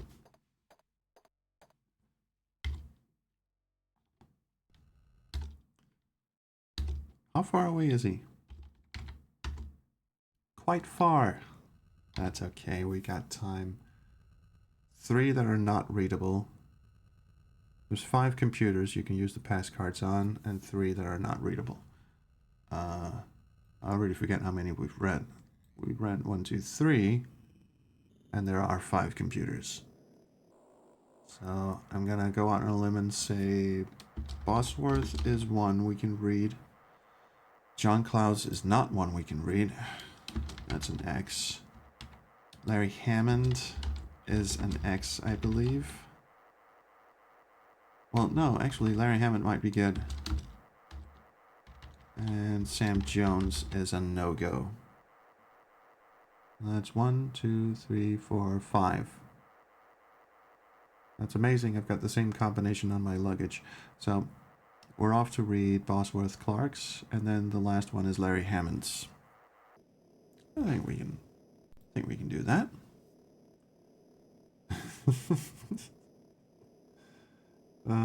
Good old Weed Bush. She's very good at getting toasted. We did not read the one at the beach house. I do not believe, because we didn't pick up that pass card. That was the one that was Ron Morgan's pass. Oh wait, no, it says we did read it. Oh yeah, I guess we did. Can I have the memory of a goldfish? A berry aneurysm, which looks like a berry on a narrow stem, is the most common type of brain aneurysm. They make up 90% of all brain aneurysms. Thanks, Broken Eggs.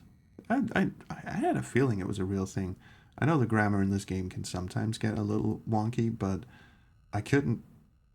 If berry was a typo of some kind, I couldn't quite make out what kind of typo it would be.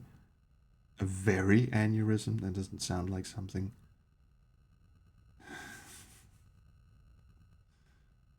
Very good. Thank you. It's everyone's in on the fucking puns again. Alright. Let's go read. Must be the housekeeper's day off. No fucking kidding. No one's been around to pick this shit up. Okay, I'm just gonna step in your blood again. You get that all over here. Yeah, there you go. Yeah, a little up and down action. Yeah, there you go. That's good stuff. Alright. Now, let's have a look at your computer. Apparently you don't need to turn it on and off. Passcard verified. Rook. This experimental uplink station has now been successfully tested. Signals sent are matched to individual code discriminators and are tuned to human brainwaves and neurological frequencies. When these signals are matched, the power of this mechanism is terrifying. The brain implants can be triggered from the satellite transmission station and can stimulate the brain centers for pleasure, pain, rage, or apathy. I can give commands directly to any individual, and through automatic manipulation of the brain centers, these commands will be carried out. I am God. This is undoubtedly the most insidious device ever conceived. It will be able to sap the human spirit. I had no idea this machine was going to be used for this purpose. The Law and Order Party has warned me to keep quiet, but the secret of this terrible machine must be revealed. Oops.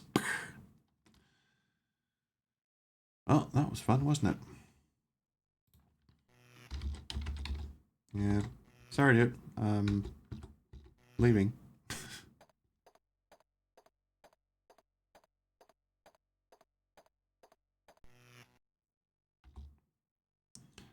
Alright, last stop, Larry Hammond.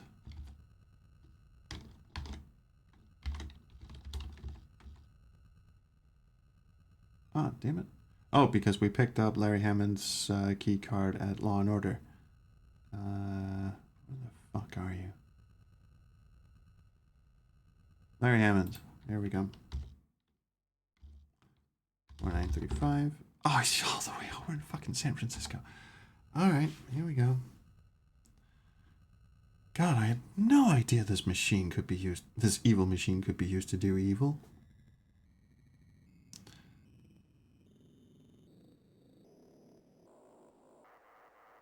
Yeah, I should probably tell someone about the bodies at some point.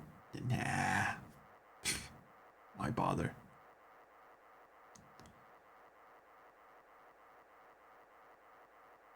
This doesn't go faster if I speed up the cycles, does it? No. It's an internal timer. It doesn't matter.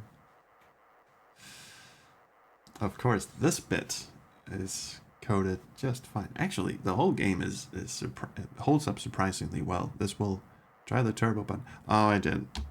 Warp speed does nothing because this is on autopilot, so it engages warp automatically. DOSBox X has turbo, but I'm not running this in DOSBox X. Just vanilla DOSBox. Sorry. And also, there's a certain. I mean, the novels have a lot of internal monologuing where Tex just has to sit down and a think and a newspaper and a coffee and a smoke and all that shit. And these speeder rides kind of feel like that's what they're supposed to do for the player. You're supposed to sit there and go, I mean, they are tedious as fuck.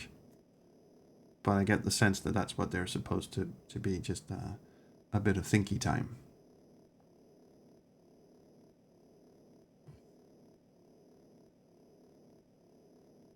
It's still pointless. There's no reason why the flight sim is in here other than we already coded it, so we might as well include it. But here it is.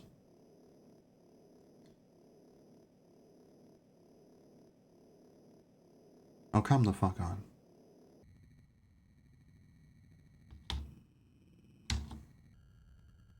Yeah, I did the thing. See, I was afraid of doing the shut the autopilot off trick. Because last time I overshot by 1.5 miles.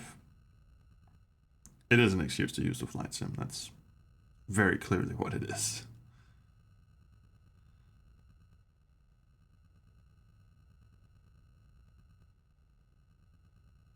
But yeah, in everything but the shootout sequence, the game actually holds up really, really well on the programming side. Must have been coded in assembly or something. I mean, it's compressed to all shit. Oh no, Larry is just an interrogation suspect. You can't read his passcard. Robert Knott? I know he hates freaks and heads the Law and Order party, but that's about it. Okay, see ya. Great. So he's not a dude we can read. Who's the other one then? 1, 2, 3, 4. Can't read John Klaus. I know he's an interrogation dude. Can't read Sam's. He's an interrogation dude. And Larry is now an interrogation dude. So we got 1, 2, 3, 4, 5, 6, 7. Well, I guess we only have 7 pass cards, so that might be it. Okay. Enough fucking around. Let's go chat with the VP of Nazis. He's probably living a mile away, or several miles. He's all the way back in LA. I will go. And after that, I think we are about done. Now, we might want to hit up Harry Rice, too. Let me just check how far away he is. Harry Rice, 1, 2, 3, 1. Oh, he seems to be right next to the VP of Nazis. So let's, oh, sorry. 2713. Let's hit this guy up first, because they're right next to each other.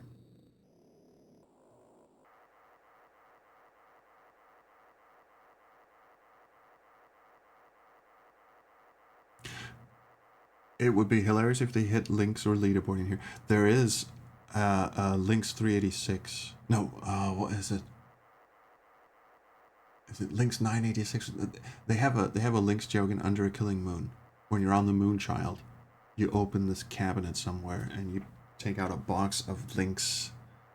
Whatever it used, the golf simulator used to be called Links 386, and then they named it after the computer it was supposed to run on, apparently. But you pull out one with a ridiculous number because they didn't know that by the time we got to 586s, we'd be calling them Pentiums instead. Links 986. Yeah. So there is actually a Links joke in a Tex Murphy game. For those of you who don't know, Axis Software were famous for 2 things: golf simulators and Tex Murphy. And they started out doing golf simulators, world-class leaderboard on the Commodore 64, and then Lynx. And the reason why they got bought by Microsoft was because they did good golf. And Microsoft were not interested in Tex Murphy, which is why the series died a horrible death after Overseer. That was only brought back by the magic of Kickstarter for Tesla effects.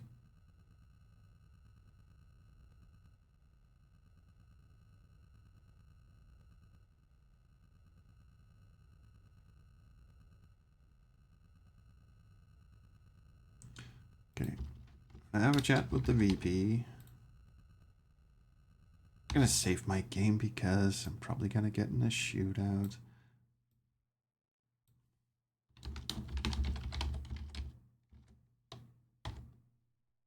Save here, yep. Shootout? Of course a shootout.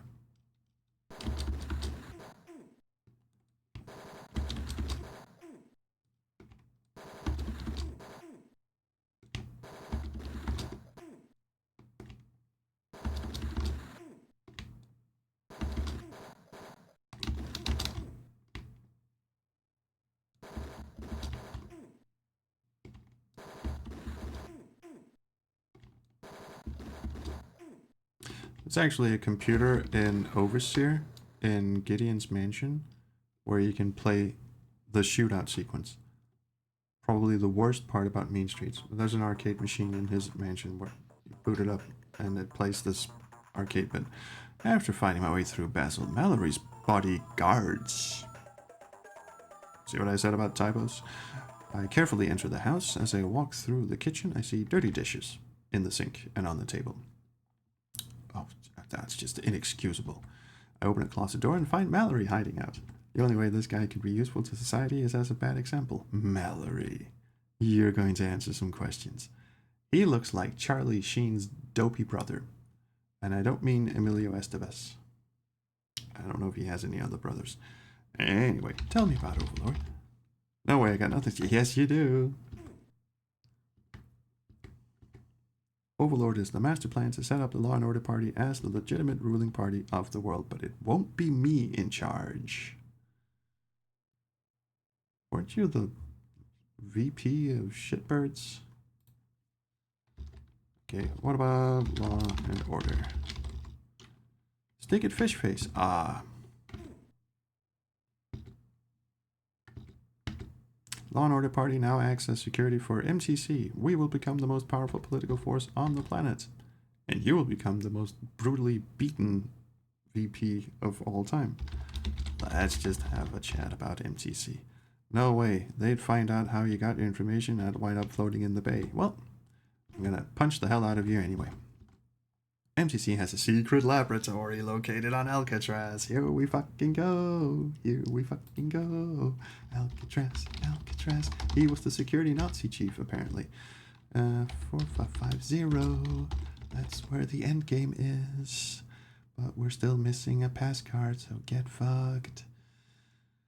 Bazil Mallory tells us the location of Alcatraz. Fuck it. Texas, great aim. You beat his face, but his cigarette is unscathed. Yep. That's not really a cigarette, is it? That's just one of his front teeth, his elongated front teeth hanging out. Oh, no, wait, he's not a mutant, is he? Ah, we'll rule the word. Hey, give me a pass card. Any pass card. Sorry, can't help you. What about Stanford de Mille? He's a friendly party member and our attorney. Hey, tell me about the weed bush. She's brighter than she looks, but then she'd have to be. I know what you mean.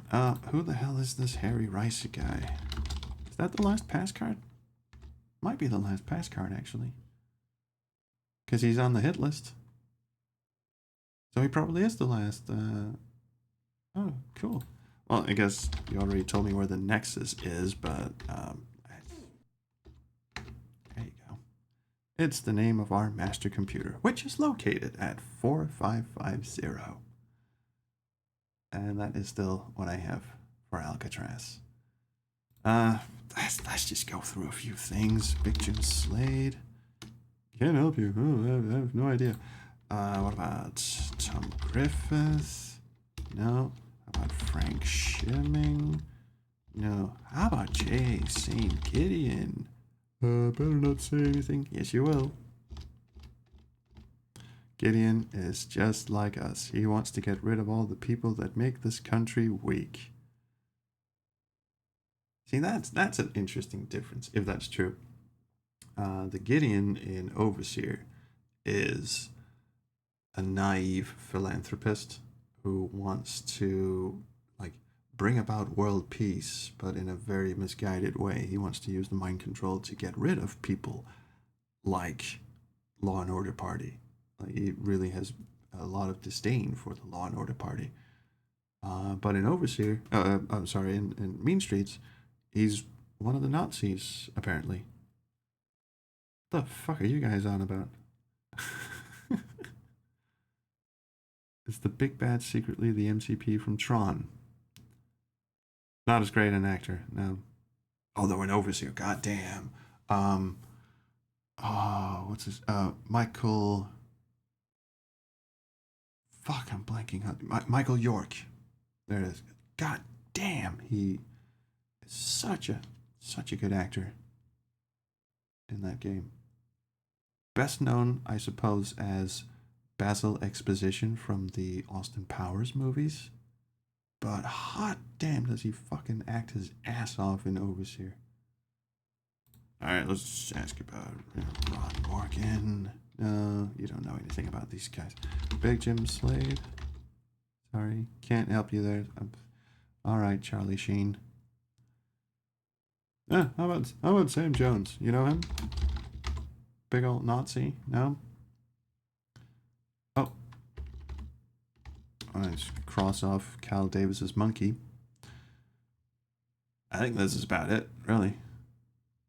Not really. Oh yeah, let's just tell him Robert Knott's fucking dead. How many punches to the fucking gut has this guy got? Oh, he's president. Someday he'll lead the world. Word doesn't get around very fast around here. Anyway, bye.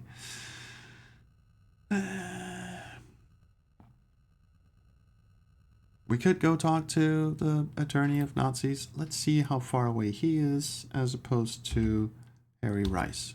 Because I think we'll end the stream when we get Harry Rice's pass card. Okay, he's not too far away. How about Harry? 2, 3, 1. Even closer. I can't, because I know the lawyer's not going to be much interesting. This guy's closer. Let's do Harry Rice. Let's go talk to the attorney last. It's going to be a bit of a deflated ending to the stream, I guess.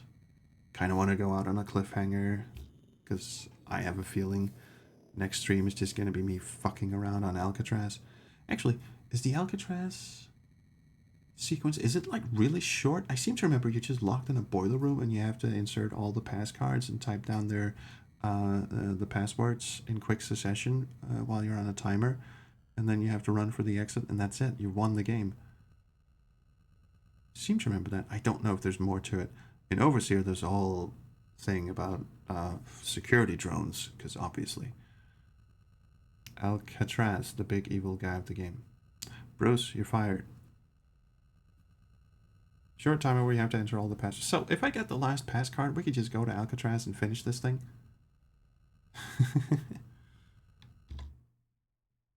Harry Rice. As you've noticed, I've saved the last save game for Alcatraz. VP of Nazis. He was actually kind of fun. But I have his nav code, and the game doesn't care. Harry Rice, last pass card. Parentheses. Save. Shootout sequence. No. Palm trees line the street where Harry Rice lives, and the neighborhood is filled with small, jerry-built frame cottages. I see an old gabled house, almost read garbled house, near the end of the block that matches the address I've got. Unnecessary comma. I look through the windows and see an unmade bed and food on the kitchen table, though it appears the house has been unoccupied for several months. Ew. Looks like Harry Rice suspected he was in trouble and left town in a real hurry. Nothing else to see or do at this location. God damn it. Okay. Not the last pass card. Went on the lamb. House empty. Well, I guess we go have a chat with Stanford. Probably should have asked about... No, I did ask the VP of Shite, Bazil. I did ask him about Harry Rice, didn't I? If not, we'll just have to go back. I was right about Harry Rice, moldy food. Yeah, okay. You win that one. You win this round.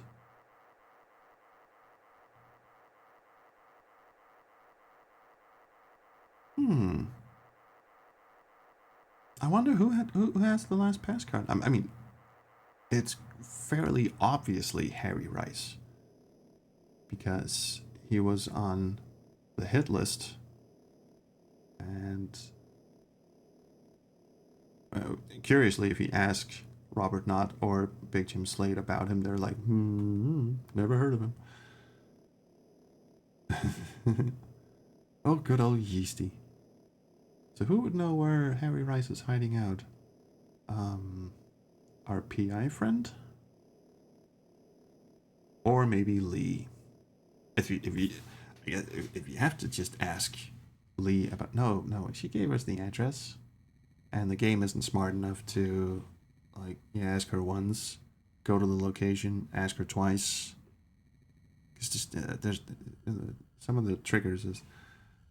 Sorry, Bruce, you're rehired. It was a mistake. You can come back, full pay, as in nothing.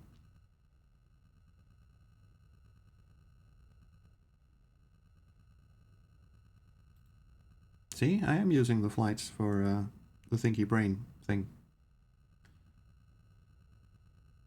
Okay, so who would know where Harry is hiding out? Oh, good. I can think while I shoot.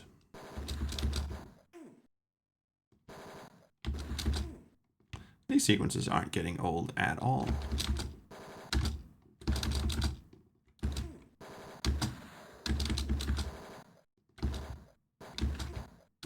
Get fucked.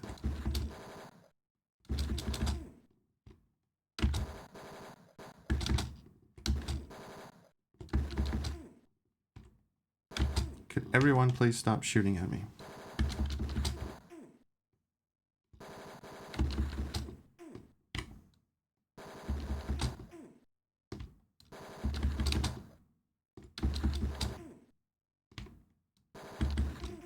Oh, Jesus.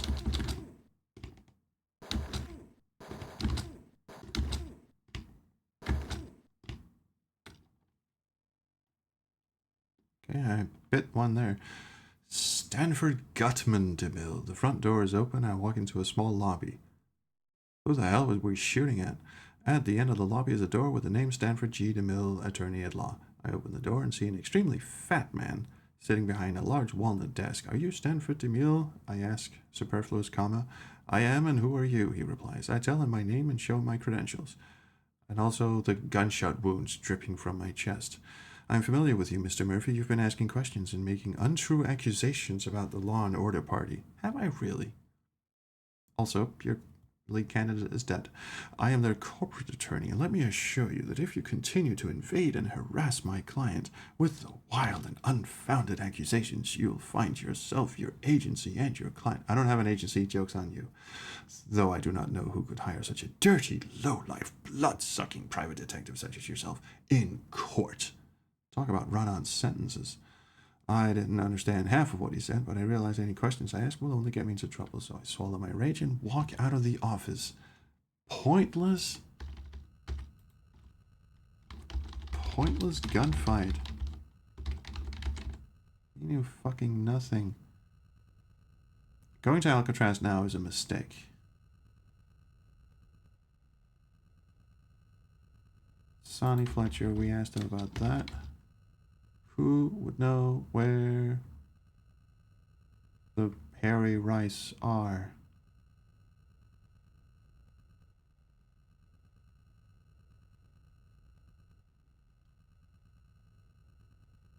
Oh no, not an attorney. Who would know where Harry Rice is? He's the last guy. He's on the lam. Fine. We could ask Lee, check the inventory. We should be able to count the pass cards. But I've been making lists of the pass cards. 1, 2, 3, 4, 5, 6, 7. So if we have an extra pass card, then I don't know the password, I don't know the color, and I don't know the name. Well, I guess I technically know the name, but I don't know the color. And I don't think... Okay, we'll count. That's 1.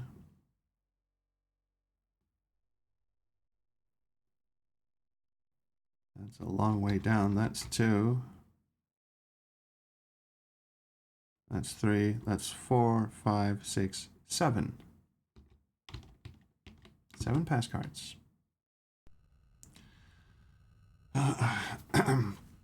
Also, I seem to remember, I don't know why, but I seem to remember that Gambit is the last password. And I think we're pretty confident that it's Harry Rice's. I don't know what color it is.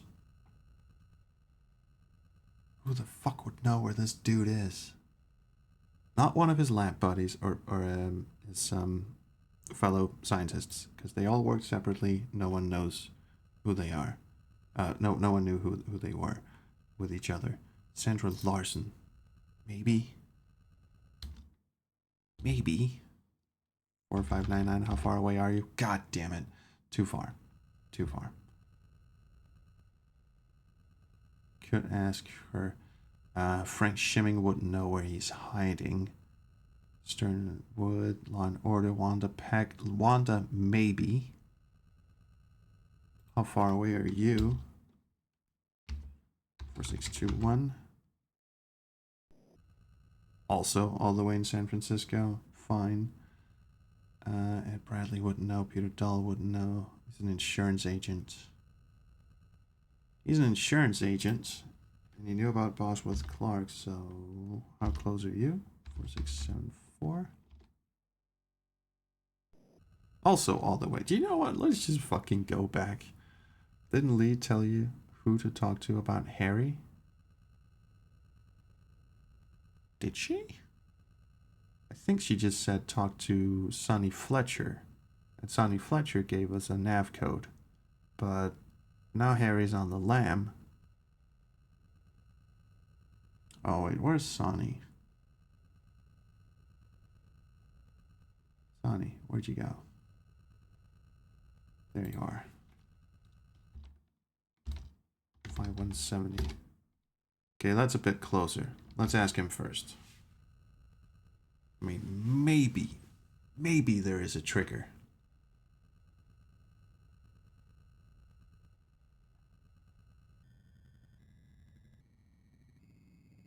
Oh, we're past the 2-hour mark. Yeah, I can feel my eyes getting a bit heavy. We just got his house from Sonny, but maybe there's a trigger. When we've been to his house, we can go back and ask again. I doubt it. Because again, that's not how triggers work in this game. You can do shit just way out of order, and the game does not care. Like you can get punched and thrown out of an interrogation. The game waltz right back in, and everyone's got short-term memory loss, and you can just do it again.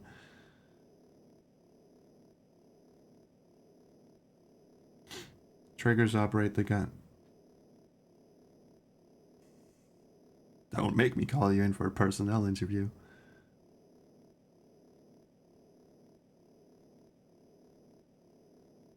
But also, if I mean, it's just the last passcard we need. And if we get that, we can just fuck right off to Alcatraz and end this nightmare once and for all. I am so tempted to just look in the walkthrough. Oh no, Bruce, you've got tenure. You're safe. Your eyelids. Oh, Sophia, don't. Oh, what are you doing to me? Overlord shit. Okay.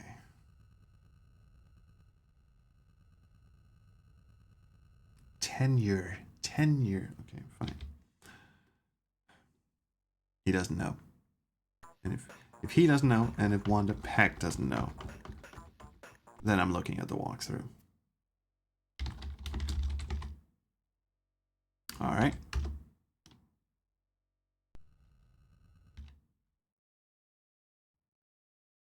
Actually, while I'm traveling to see Wanda Peck, who is my best bet? 4621.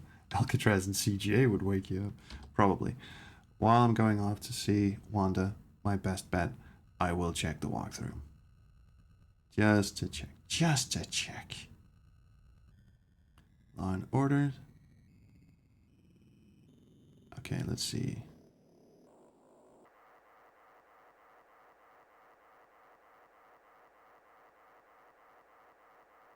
Wait a minute. This thing anticipates that I've got the last pass card years ago. Law and Order, Robert Knott, Bosworth Clark. Checking here for black pass card. I've got that one. That was Bosworth Clark's. Harry Rice's apartment. You will find out that he's fled.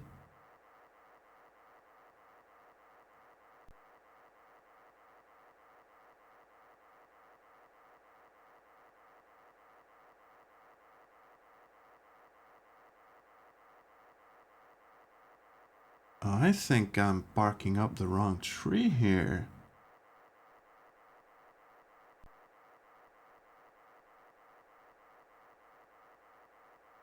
Okay. Okay, so what color is the last pass card? We should make some more Twitch emotes. Yeah, those are from way, way, way long ago. Okay, do you know what? I'm gonna... hang on. Here, you can have a look at what's going on my screen here. So, here's the walkthrough, right? Can't see shit, can you? Here we go. So, I'm just gonna go... Thank you to the walkthrough king, by the way. I've not checked this walkthrough as many times as you'd think. I'm just gonna search for pass card. Blue. Bring up my notes here. Blue. Got it. Next. Green. Got it. That's John Claus's, just to make sure. Green. Got it. Red. Fish tank. Pretty sure I got that one. Yes. Ron Morgan's. Orange. Cal Davis's lab. We got that one. Purple in Greg Call's lab.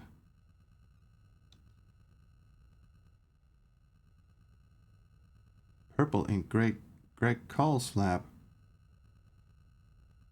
We haven't got that one. Move the vine with the gloves. Look at the shelf and take the purple pass card. We never got one from Greg Call's lab. I thought we would just get that from somewhere else, but I guess not. All right, Greg Call. Which is weird because he's an integral character in both this and Overseer. 8911. I knew there was something fucked up about the Oh, I have used UHS hints. They're quite yeah. Yeah, we picked up the gloves at Bosworth's lab. And I thought I mean, you pick up a lot of shit in this game. It never occurred to me to go fuck around with the vine because that was just an instant death when we were there the first time. But I should have known it was Greg Call's pass card because he's such an integral character in... See, we even have a save game for Greg Call. Shitting Christ. Okay, so it's not Harry Rises, it's Greg Call's. I'm pretty sure it's Gambit. This game has an absurd amount of inventory. Yes, it does.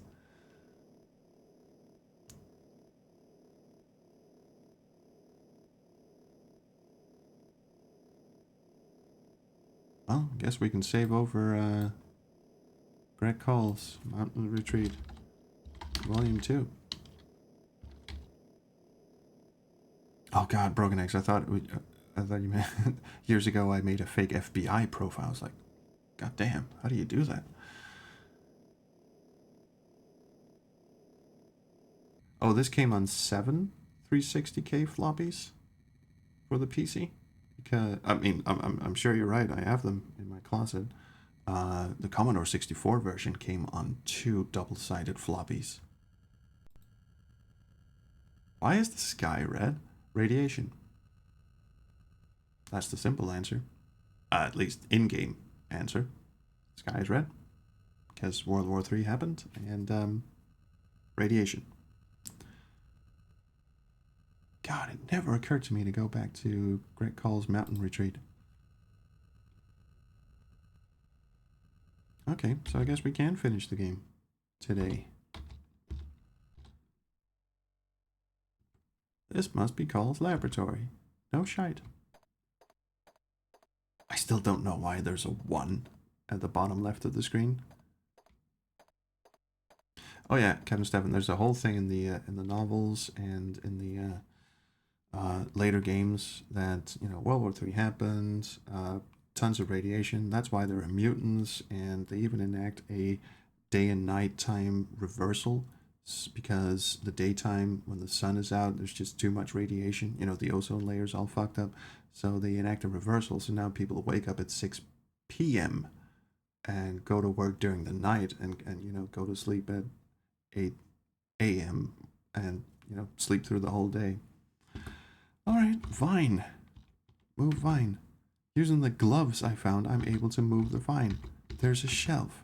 Small shelf has been cut in. There's a passcard. A purple passcard. I don't know how we're supposed to guess the or what tells us the password, but I guess since we have the list of passwords, you're just supposed to guess. I am pretty sure that why can't I find the computer? There it is. I'm pretty sure the password is Gambit. Fairly confident it is.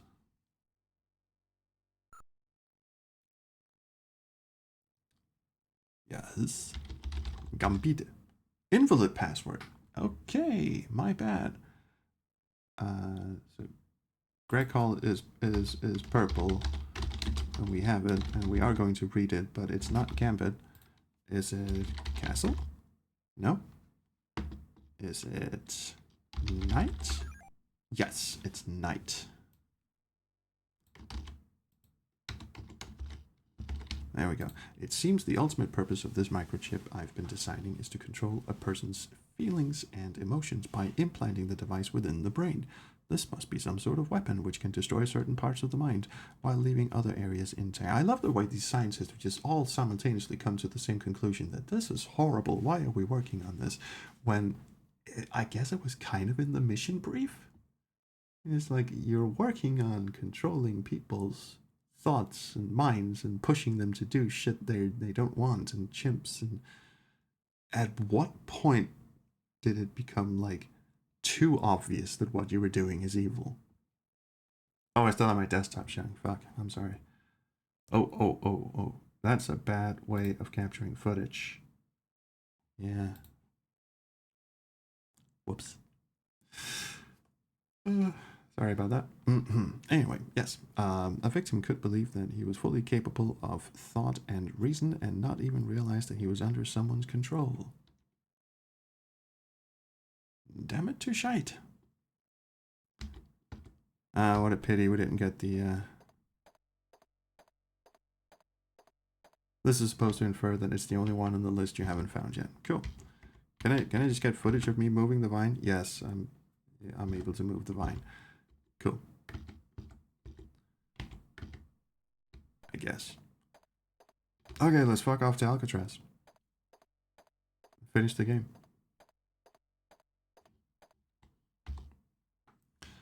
And I know, definitely, save my game before I get there. Where's Alcatraz? Where's Alcatraz? There it is. 4550. Actually, what am I worried about? I have a save game right outside. I didn't even see how far away it is. But, well, here we go. We're off to fucking Alcatraz. Kiss me, Seymour. 183.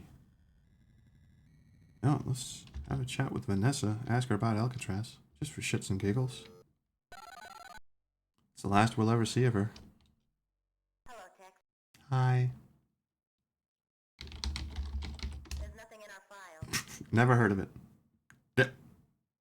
Don't you get sassy with me, young lady. I like how every time you make a call, it cuts the power. So you have to speed up again. Ask Lee as well. Oh, you know, we have to get the lipstick line.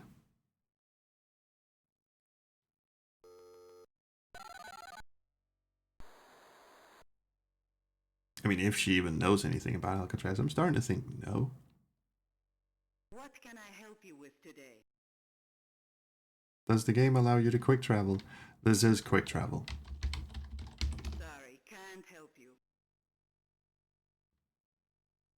Lipstick? Sorry, can't help you. Oh well.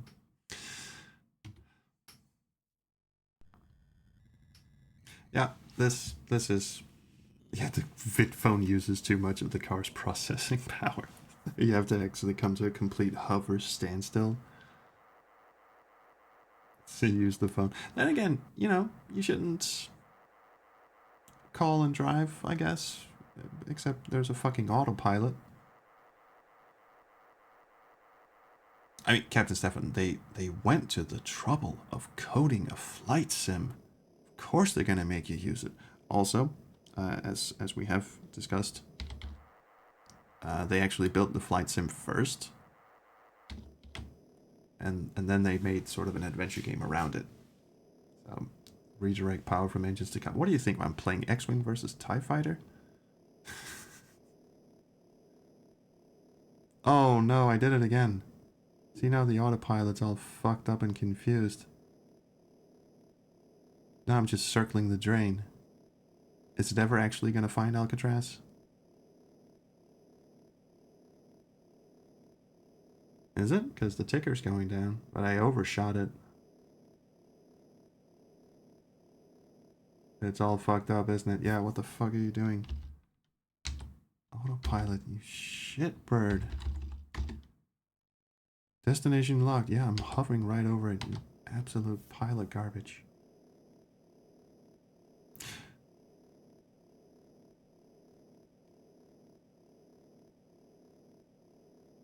Do I need to, like, fly away before it figures out what I'm doing? Because this is madness.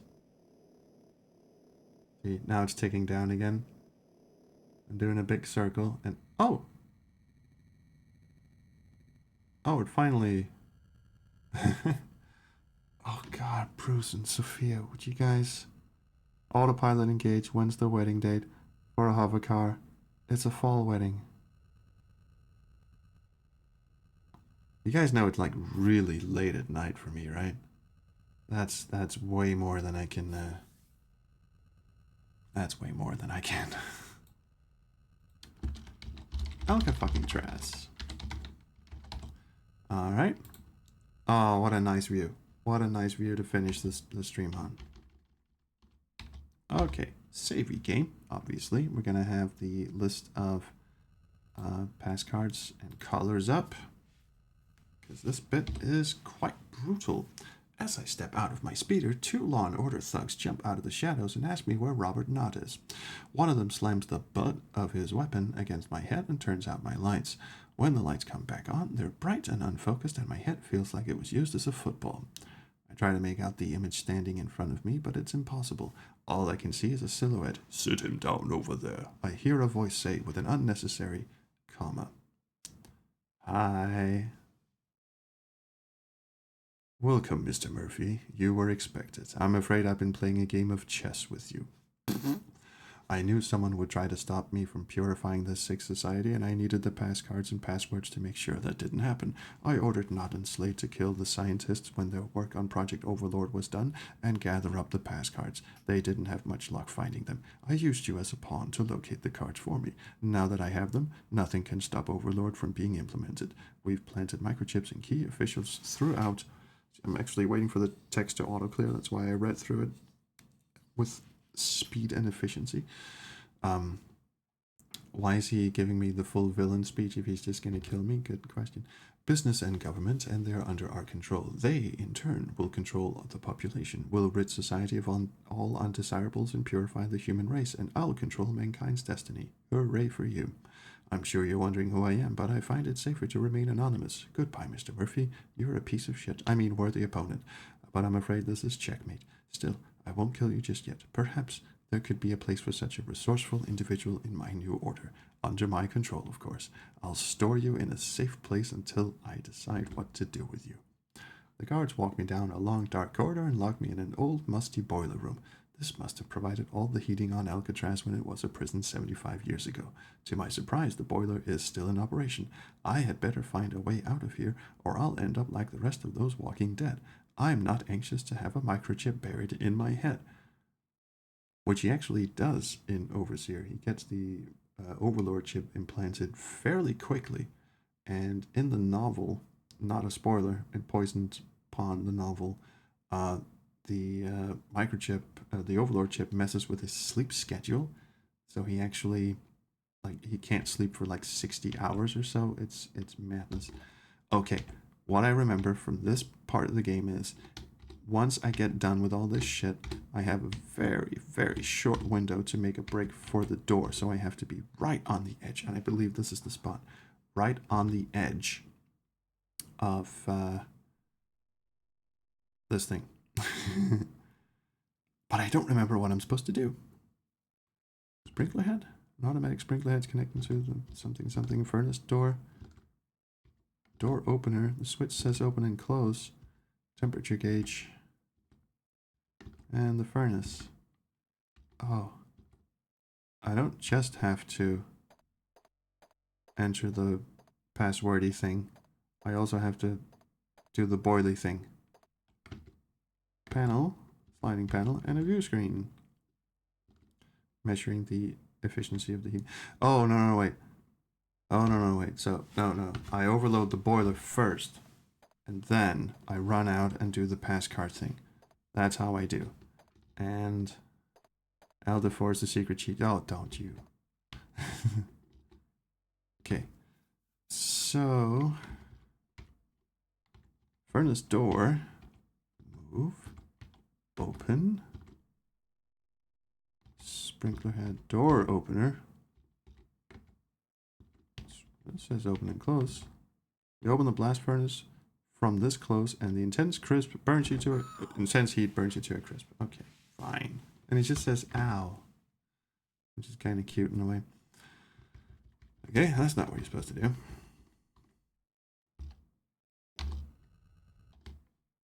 Yes, evil plan. Yes.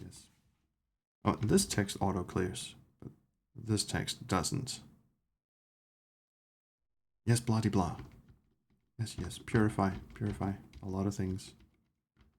Let's go.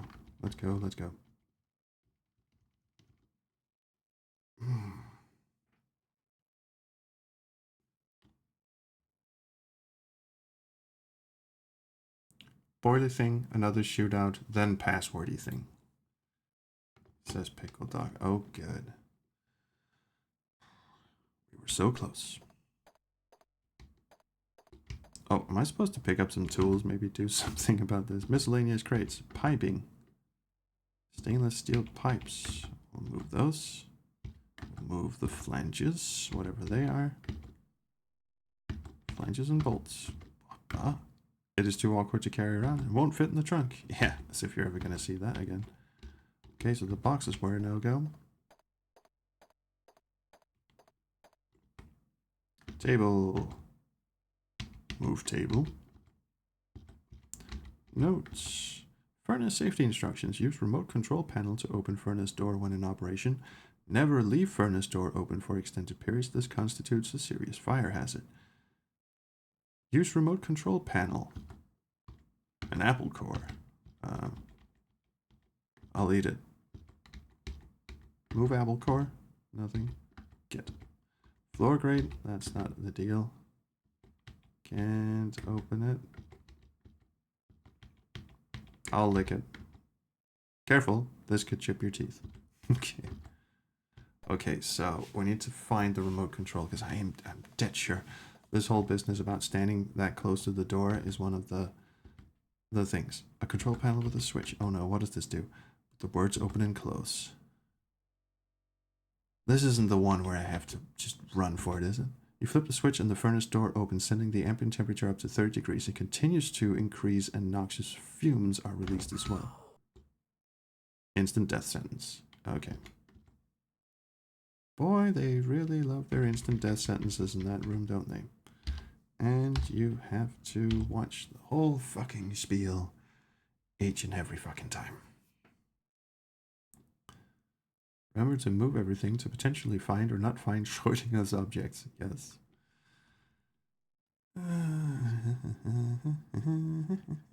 Why is there a big like flat screen TV tuned to a dead channel behind him? And why are we on the Starship Enterprise? What is that picture supposed to be? Can you save in the boiler room? No. Switch is to open the door from the inside. There's a door and a vent. The vent does not do anything. Oh, Phillips screws. You use your Phillips screwdriver to remove the vent. There's an air shaft. It's about 24 inches at the vent opening, but quickly narrows to 12 inches. Too small to crawl through. Oh, is that just a... Is that just a fuck you? I'll lick it. And I guess pulling the switch is going to be an instant game over, isn't it? It's been disconnected. Okay, well that's surprisingly merciful. At least it was nice and toasty warm when you died from the poisonous fumes. There's puzzles in here. There is an item you need. Yeah, a remote control, I would assume. Sliding panel. Well, let's move the slide. What? It's a sliding panel. Come on. It's locked and you don't have the key. Oh, I see. Look. The efficiency of the heating system. What does it do? On and off? It's an automatic system. Can I lick it? Sure. Perfectly normal. There's something on the boiler, isn't there? They got the sprinkler head, temperature gauge, and furnace. Probably not in the furnace, I would imagine. Sprinkler head. That's the thing on top. You can't reach it. Out of reach. Furnace door. Let's not. Temperature gauge. Yeah, this doesn't really do anything, does it?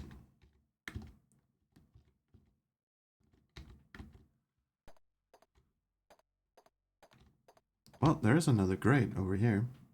Probably also has Phillips screwdriver thingies. Panel.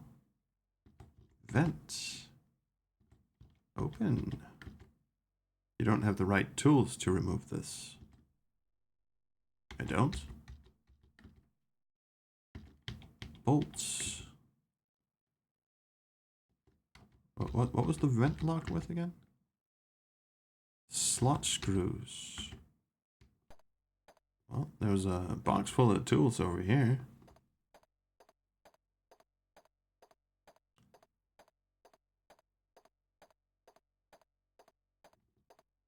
Pretty soon we'll be able to speedrun this motherfucker. Miscellaneous crepes. Piping, flanges. Moving them does nothing. Getting them does nothing. Move boxes. Key. Key. God damn. Oh, we'll have the key. Adds at such a tense moment. It's not really that tense. A key, you say? Was there something here? Well, there's a floor grate. What does that do? Riveted to the floor. It's absolutely riveting. The table didn't have anything on it. The notes. What is the apple core for? Can I turn on the apple core? Can I just get it? Okay. That didn't do squat, did it? Can't open the floor grate, of course. Oh, we got a key. What's this do, Hanky? It's a control panel with a switch. With the words open and close. Let's not touch that. That was instant death. What is this thing? Panel. Sliding panel. Ah, here we fucking go. Small metal box. First of all, we move it. Then we open it. It has a gas mask. I'll have that.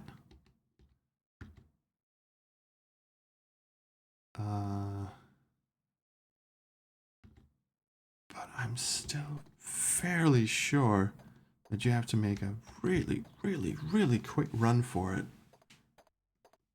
And I seem to remember there's a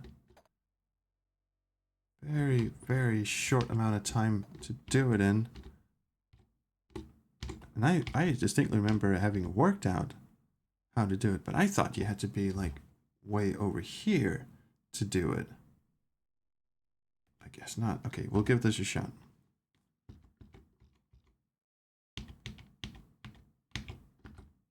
Flip the switch and the furnace door opens, sending it up to 30 degrees. Continues to increase and noxious fumes are released as well. Let's go. Hi. Don't close the door after me. Yeah, see, I fucking knew you'd do that. And the temperature goes down again, which I guess is good news. And opening it from here is bad, right? Need to do it by remote control. So if I do it here, you open the blast furnace from this close and the intense thing burns you to a crisp. Right.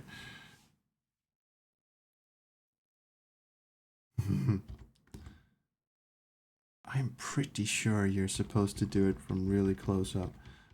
Maybe I had this backwards. Maybe you do use the remote control, but you have to be super close to the door. You have to be like right on the edge pixel. Yeah, you shut up, sir.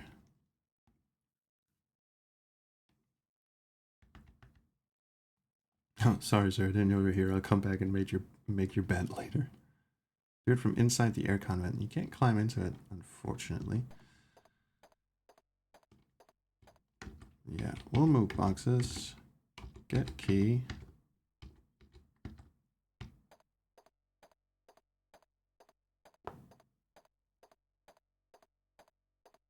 There's a trick to this. I found out what the trick was back when I played this for the first time as a young boy.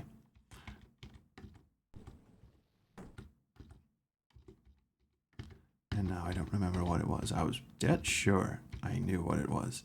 It has something to do with where you're standing when you hit the remote control. You have to be like really close to the end, like here, I guess. So you can see the lines in the floor. I think if I stand here, activate the remote control, then move up until I get to the next line, and then walk straight. Maybe I'll make it. We'll see.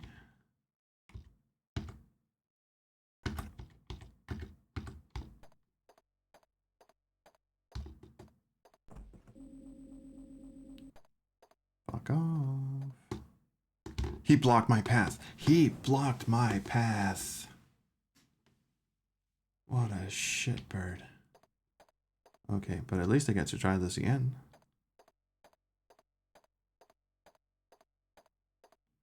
Try phasing north. I thought I was. I would have made it.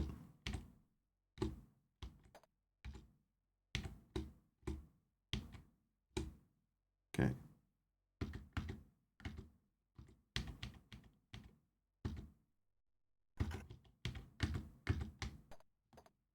Let's go up a bit more. Now I'm right on... See, I'm above him right now. No, I'm not. Yeah, the meter on the furnace goes down. That's because this dipshit comes in and fixes it. I am dead sure that you're supposed to be able to outrun him.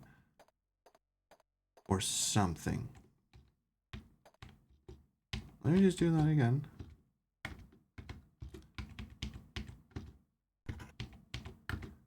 This time I'll try and go over here. And almost get blocked by the table. Oh, he's too quick. Okay. He doesn't come close enough to the grating, so it's not like I can trip him up. Maybe I can disable the robot.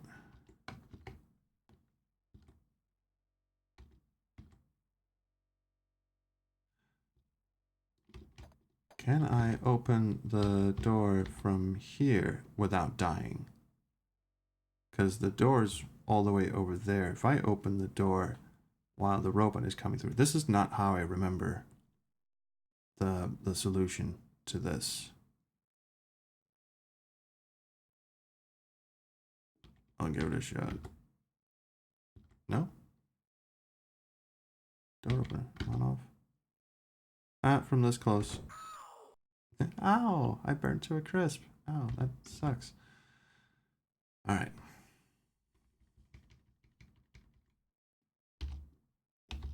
There's a trick to this.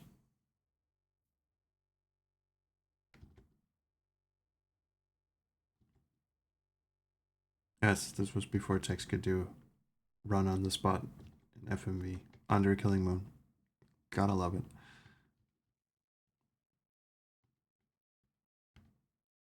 I just wish I could like fast forward through the text at least. Just put me in the fucking boiler room, come on.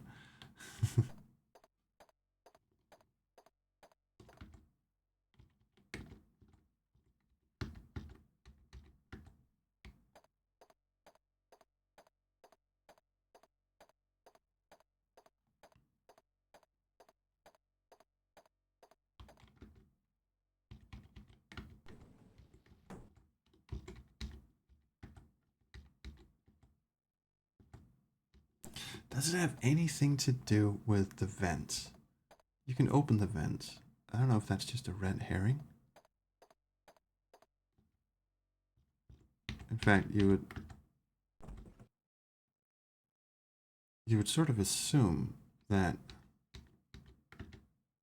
this would actually just make it harder for the I mean easier for the robot and then harder for me because you know the thing would cool down faster, wouldn't it?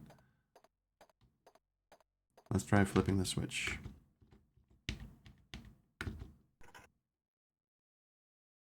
How fast are you, Mr. Robot? Boop, there you go. In comes robot. Out goes robot. And he makes it up to about there. And I would suppose that opening the vent while he's close would still result in my death. But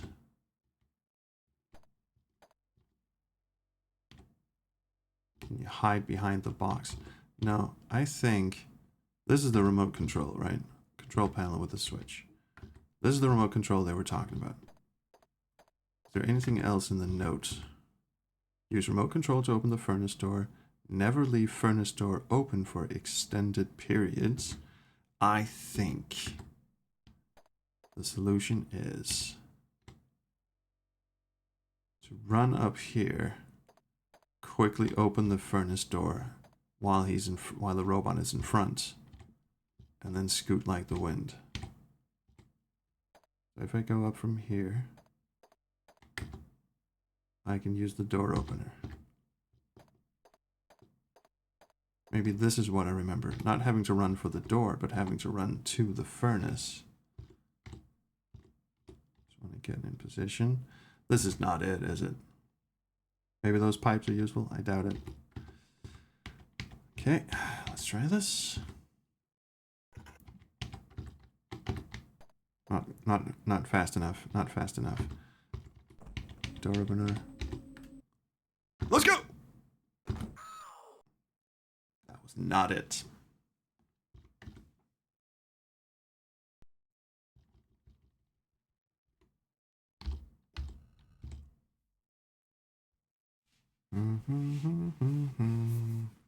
I'll bet Pickle Dog is sitting on his hands right now.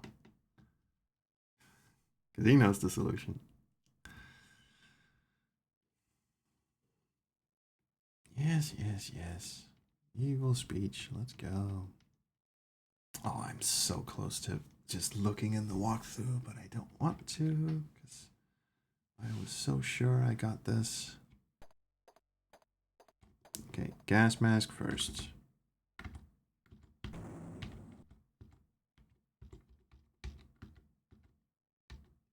That door shut pretty fast, didn't it? Or pretty slow, sorry. Jenga suggests the pipes may be useful now, as in tossing them across the floor. I mean, I'll give it a shot, but I don't think that's what you're supposed to do. Because again, the game doesn't seem like that's the way it handles this sort of stuff. Can you close the furnace door while it's open? Or if we close the furnace door while it's on? So hit the switch twice? Yeah, that could be interesting. So moving them does nothing. You can't really pick them up. Jamming open the furnace vents. Can't really do that either. All I can do is like open this vent over here.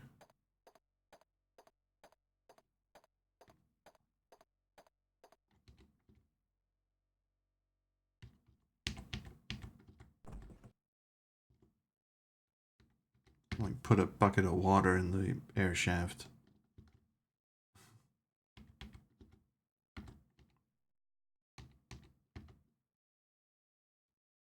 Switch does nothing.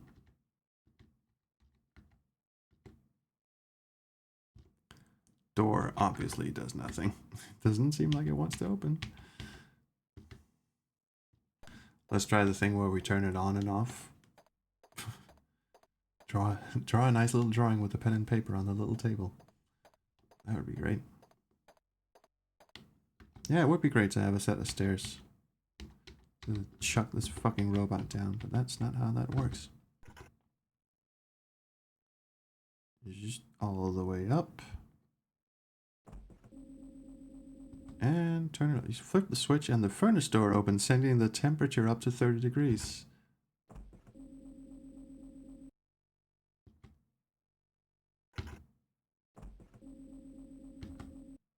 This seems to sort of delay it for a bit, but I don't think it delays it quite enough. I think it just confuses the game.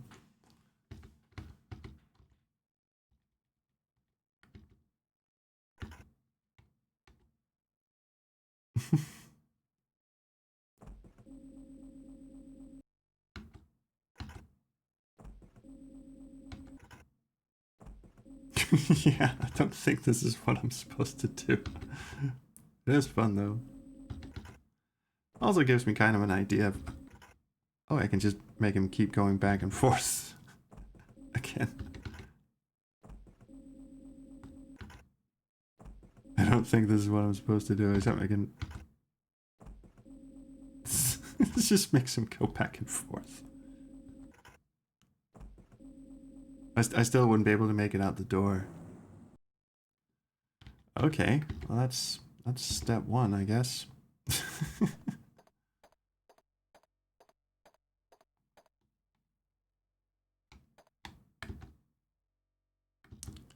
Panel is no-go. Vent is no-go.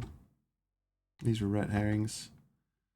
Ah, kind of want to look in the walkthrough. I shouldn't. Nothing else in the box I see. Oh, Pickle Dog, throw me a bone. Which I know is weird, telling someone who's named Dog. Just any. Just a little bit. Why is there an apple core here? Move, apple core. Never leave furnace door open for extended periods. This constitutes a fire hazard. I'm thinking either I mess with the sprinkler. It's connected high above my head. It runs over to the vent, but there's nothing. He won't climb through the vent, and it should just be timing, and you don't need to walk up much at all, just left. Okay, so I am actually back on track.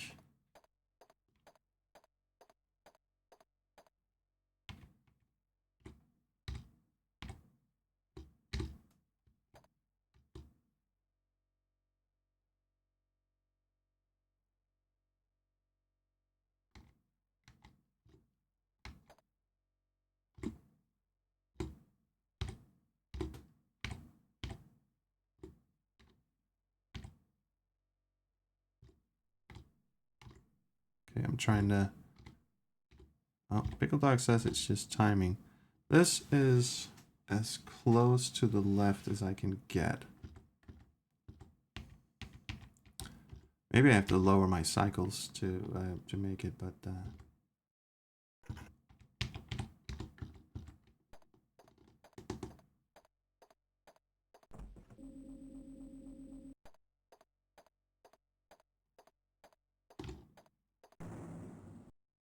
Oh, I'm stuck in the fucking door. Does this count? Cycles down. Alright. Let's lower them to 25-27. Yeah, I would say I was pretty close. I was stuck in the door. Also, I was a little slow at getting the menu to fuck off. I mean, I almost had it. You have to position him just right. I know there's a special trick to it. This is pretty good, I think. Switch. Run. It is totally doable. Also, I think the robot is a little slower now, isn't he? Exit. Oh, we did it. We did it. I think it had something to do with the cycles or whatever. Anyway, after escaping from the boiler room, I overpower the guard and take his weapon. If I'm going to have any chance of stopping these maniacs, I must find the main computer room. Cautiously, I work my way down a long corridor which opens into a dimly lit cell block. At the far end, I see lights streaming from a partially open door. But first,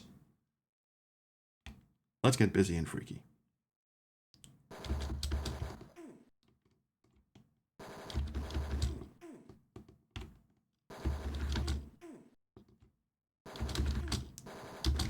Luckily, I've had practice.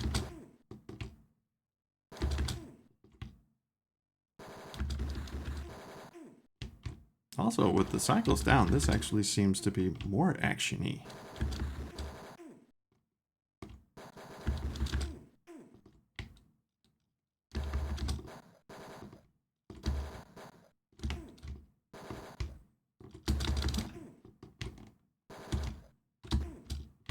At your far seats. Here we go. This is it, the computer room, a converted cell block filled with electronic equipment. In the center of the room is the control panel and a large overhead quartz display screen. The passcards taken from me are laying on a table. Looks like Mr. Big wanted them checked for authenticity. I stick the passcards in my pocket and approach the control panel. In the top right corner is a red button labeled Destruct. It can't be this easy. I remove the clear plastic cover and hesitate for a moment. You'll probably regret this, I say to myself with a superfluous full stop and a comma as I press the button. The pad under my feet begin to vibrate and 4 laser cannons drop down from the ceiling and point at my head. My first reaction is to run like hell, but I'm sure if I move, I'm a dead man. Let's see what happens in the chat. I've had practice, get shot immediately. Fuck you, Bruce. Okay, let's go. Adrenaline. Start authorization required. You have 60 seconds to enter authorization cards and passwords. Bring it. Let's go. Begin. Gray pass card. King. Black pass card. Rook. Orange pass card. Checkmate. When I hit backspace, it just clears the whole fucking thing. Purple. Knight. Blue. Red pass card is stalemate. Murphy, this is Jason Gideon. Don't destroy my lives. I will. Green. Pawn. Yellow. Queen. That's gotta be all of them. Stop, don't be a fool. I'll make you my partner. Please stop. Fuck you, Mr. Gideon. Bye.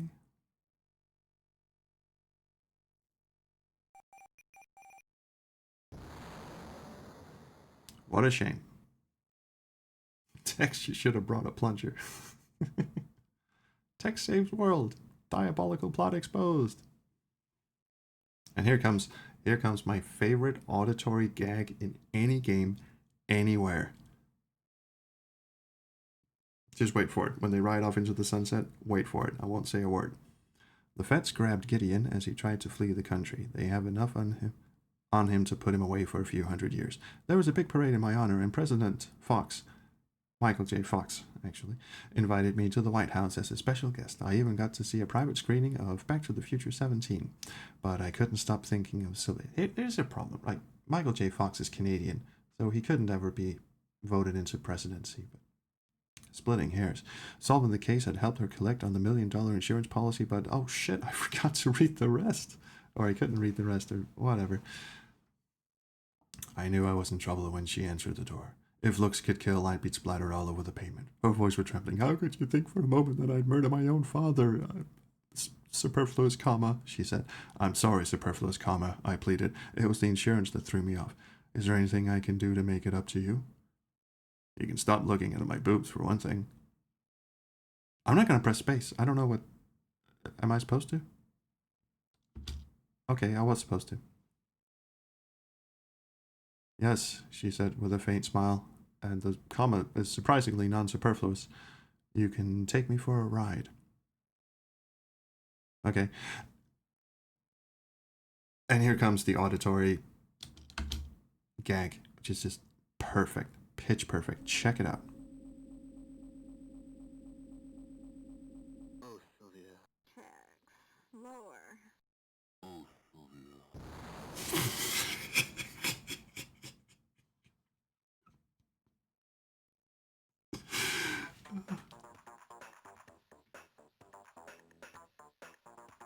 It's so good. It cracks me up every time. It's like, this is one of the first games to ever use digital audio, and it just... Sorry, I can't turn the game audio up anymore. Or can I? Sound settings. Oh, no, sorry. Volume mixer. Can I turn DOS? I can actually turn DOSBox up. Okay. Let's go and do this again in CGA, and you can hear it. You missed it? No. We'll do it again. It was really quiet. Yeah. We'll do it again in CGA because now we know what we actually have to do, and then you can hear it. I mean, is that loud enough for you? I can turn it up.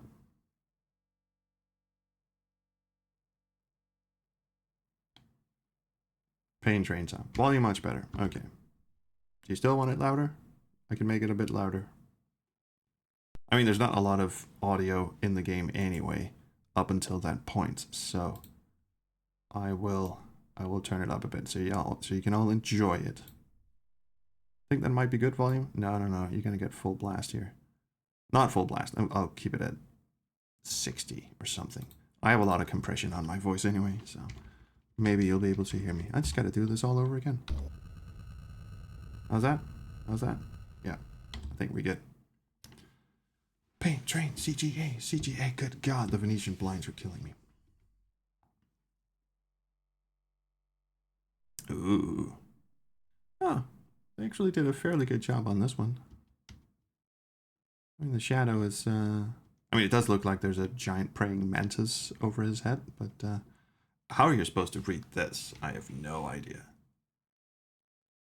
Anyway, here we go.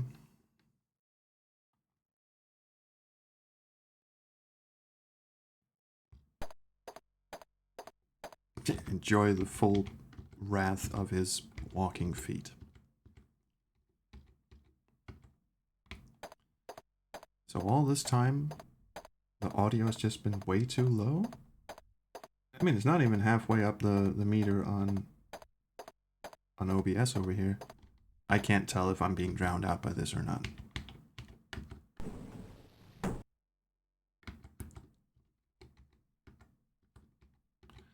Oh yeah, it's paint train time. Audio levels are good. Okay. Levels are perfect. That sounds good. See, I can't see the lines in the floor here, so I'm just gonna assume that this is good. Switch. Let's see if I can first try this one.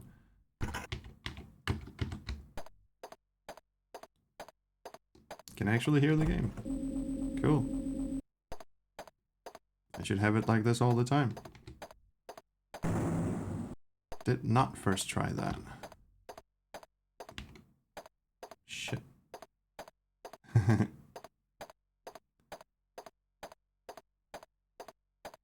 Yeah, the robot's beautiful, isn't he? How far up can I go? Not very far. How far to the right can I go? Alright, let's try that again. Ah, come on. fucking...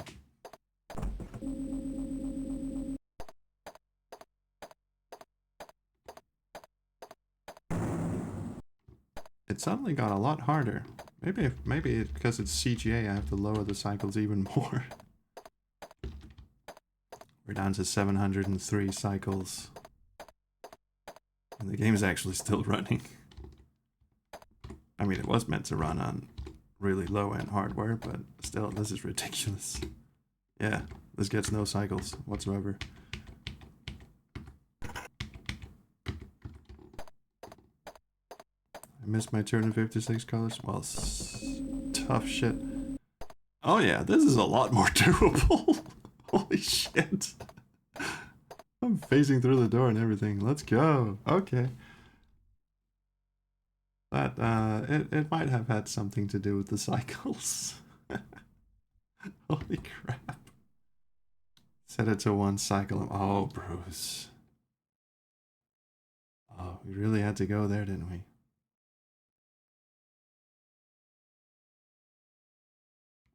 This is gonna be interesting. Oh yeah, the game is actually struggling.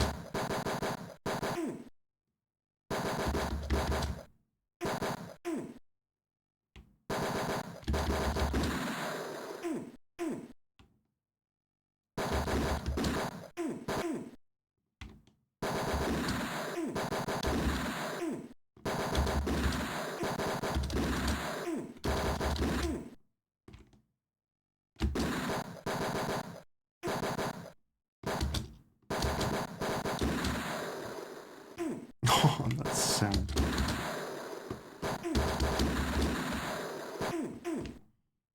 Oh, suddenly the bullet traveled a lot faster.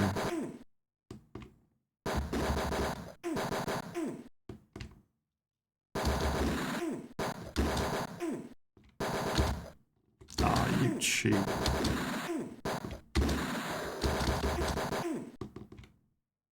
Let's go. Alright, why ads now? Well, to save you from the pain train, obviously.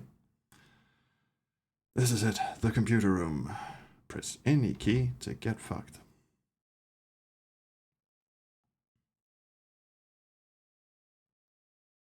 Yeah, the bullets speed up sometimes. It's really great. Okay, I can turn the cycles up a little bit, I think. Okay, because the timer seems to be pretty okay. Alright, you have 60 seconds to enter. Okay, begin. Let's go. Green password is pawn. Yellow is queen. And it does this in a random order, I see. Gray is king. Burger King. Black is rook. Orange is checkmate. Oh, it doesn't delete the whole line. Purple is knight. And blue is bishop. And red is stalemate. See ya.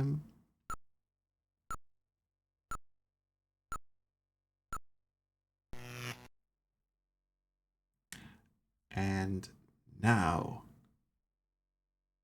we're gonna get the best auditory joke of all time. And I will indeed turn the volume up even more so you can actually hear it in its full glory.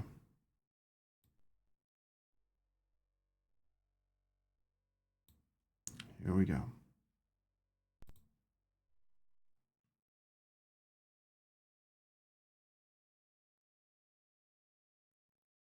Oh, this means I can also read the last of the text on this coming screen. I didn't know it auto-cleared. I couldn't stop thinking of Sylvia. Solving the case had helped her collect on the $1 million insurance policy, but she was still hurt and upset at my initial suspicions. I decided to fly back and try to talk to her. There we go. Turns up the volume just as it explodes, yes. Oh, Sylvia, what did they do to you? I knew I was in trouble. Da-di-da. Is there anything I can do to make it up to you?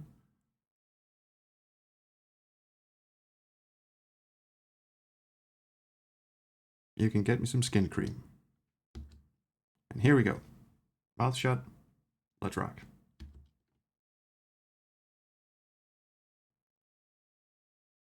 Or superfluous comma.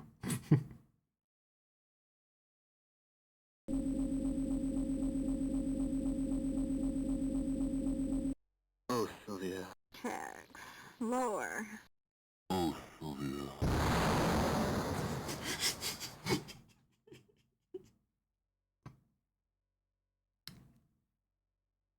Worth it.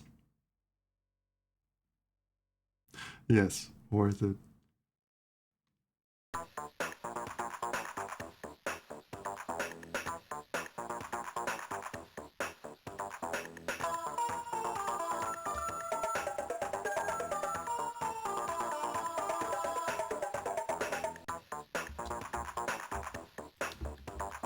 How do I stop this thing? All right. Yeah. It's just, it cracks me up every goddamn time. It's, again, this is one of the first games with digital audio, and that joke is just, oh, you could not have done that with text. You could not have done that in any other way than with audio, and it just hits so goddamn hard. Oh, Sylvia, Tex, lower. Oh, Sylvia. And then the sound of the speeder. Just, oh, it's so great. All right, well, I guess that means I have all the footage I need of Tex Murphy Mean Streets, and I've got a little over half of a script written for my fair and balanced review. I will get back to Police Quest at some time. I promise. But it seems like my world revolves around Tex Murphy these days. I've also got that thing with Aaron Connors. I should probably explain that for a moment if anyone thinks we're going to get in the sauna, which we will at some point, but not right now. I'm going to be doing an interview with Aaron Connors in a few weeks' time about the Tex Murphy novels, because he's written novels for this game, technically Overseer, which was a remake of this game, for Under Killing Moon, for Pandora Directive, for the Tesla Effect, and also a novel called The Romanov Enigma, which covers some of the ground between Pandora and Tesla Effect, although not all of it. But yeah, and he's apparently working on a novelization of Martian Memorandum, or something to that effect. Tex Goes to Mars is what he called it. That sounds like Martian Memorandum. But anyway, yeah. So if anyone out there has read the Tex Murphy novels and played the games, and but especially if they've read the novels, I would be very interested in hearing from you, because I have a lot of questions, and I would be very happy to forward your questions to Mr. Aaron Connors. And I think I might also rope Richard Cobbett into the discussion, because I did some videos with him about the Tex Murphy novels back when I had just read Under Killing Moon and Pandora Directive, and he just read Tesla Effect and the other two novels.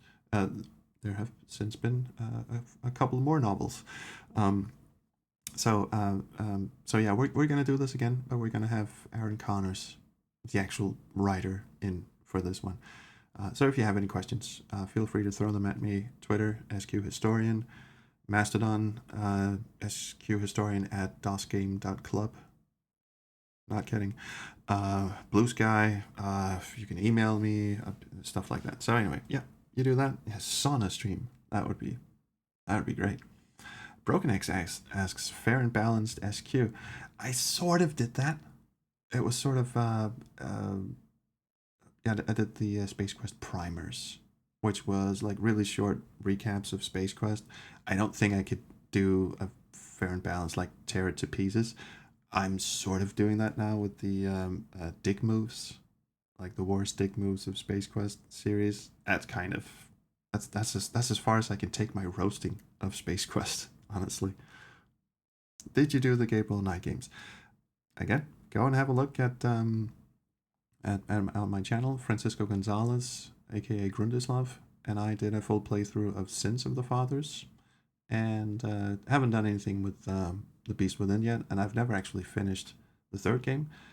There is a Gabriel Knight retrospective in my future at some point, but between the Tex Murphy games and the Police Quest games, which I am reminded of fairly often, I have my work cut out for me. So yeah, But yeah, the next big fair and balanced video is going to be on Mean Streets. And then there's, of course, the interview with Aaron Connors coming at some point in the near future. But anyway, yeah, that's it. Thank you so much for watching me stumble through this. That turned into a 3-hour stream. I have no sense of time whatsoever, but I'm glad you enjoyed my favorite audio joke there at the end. And anyway, future retrospective, isn't that an oxymoron? You know what? Yeah, you're right. And good night to you too. Later. Cheers. Chrono stream. All that. Bye. Where's the off button?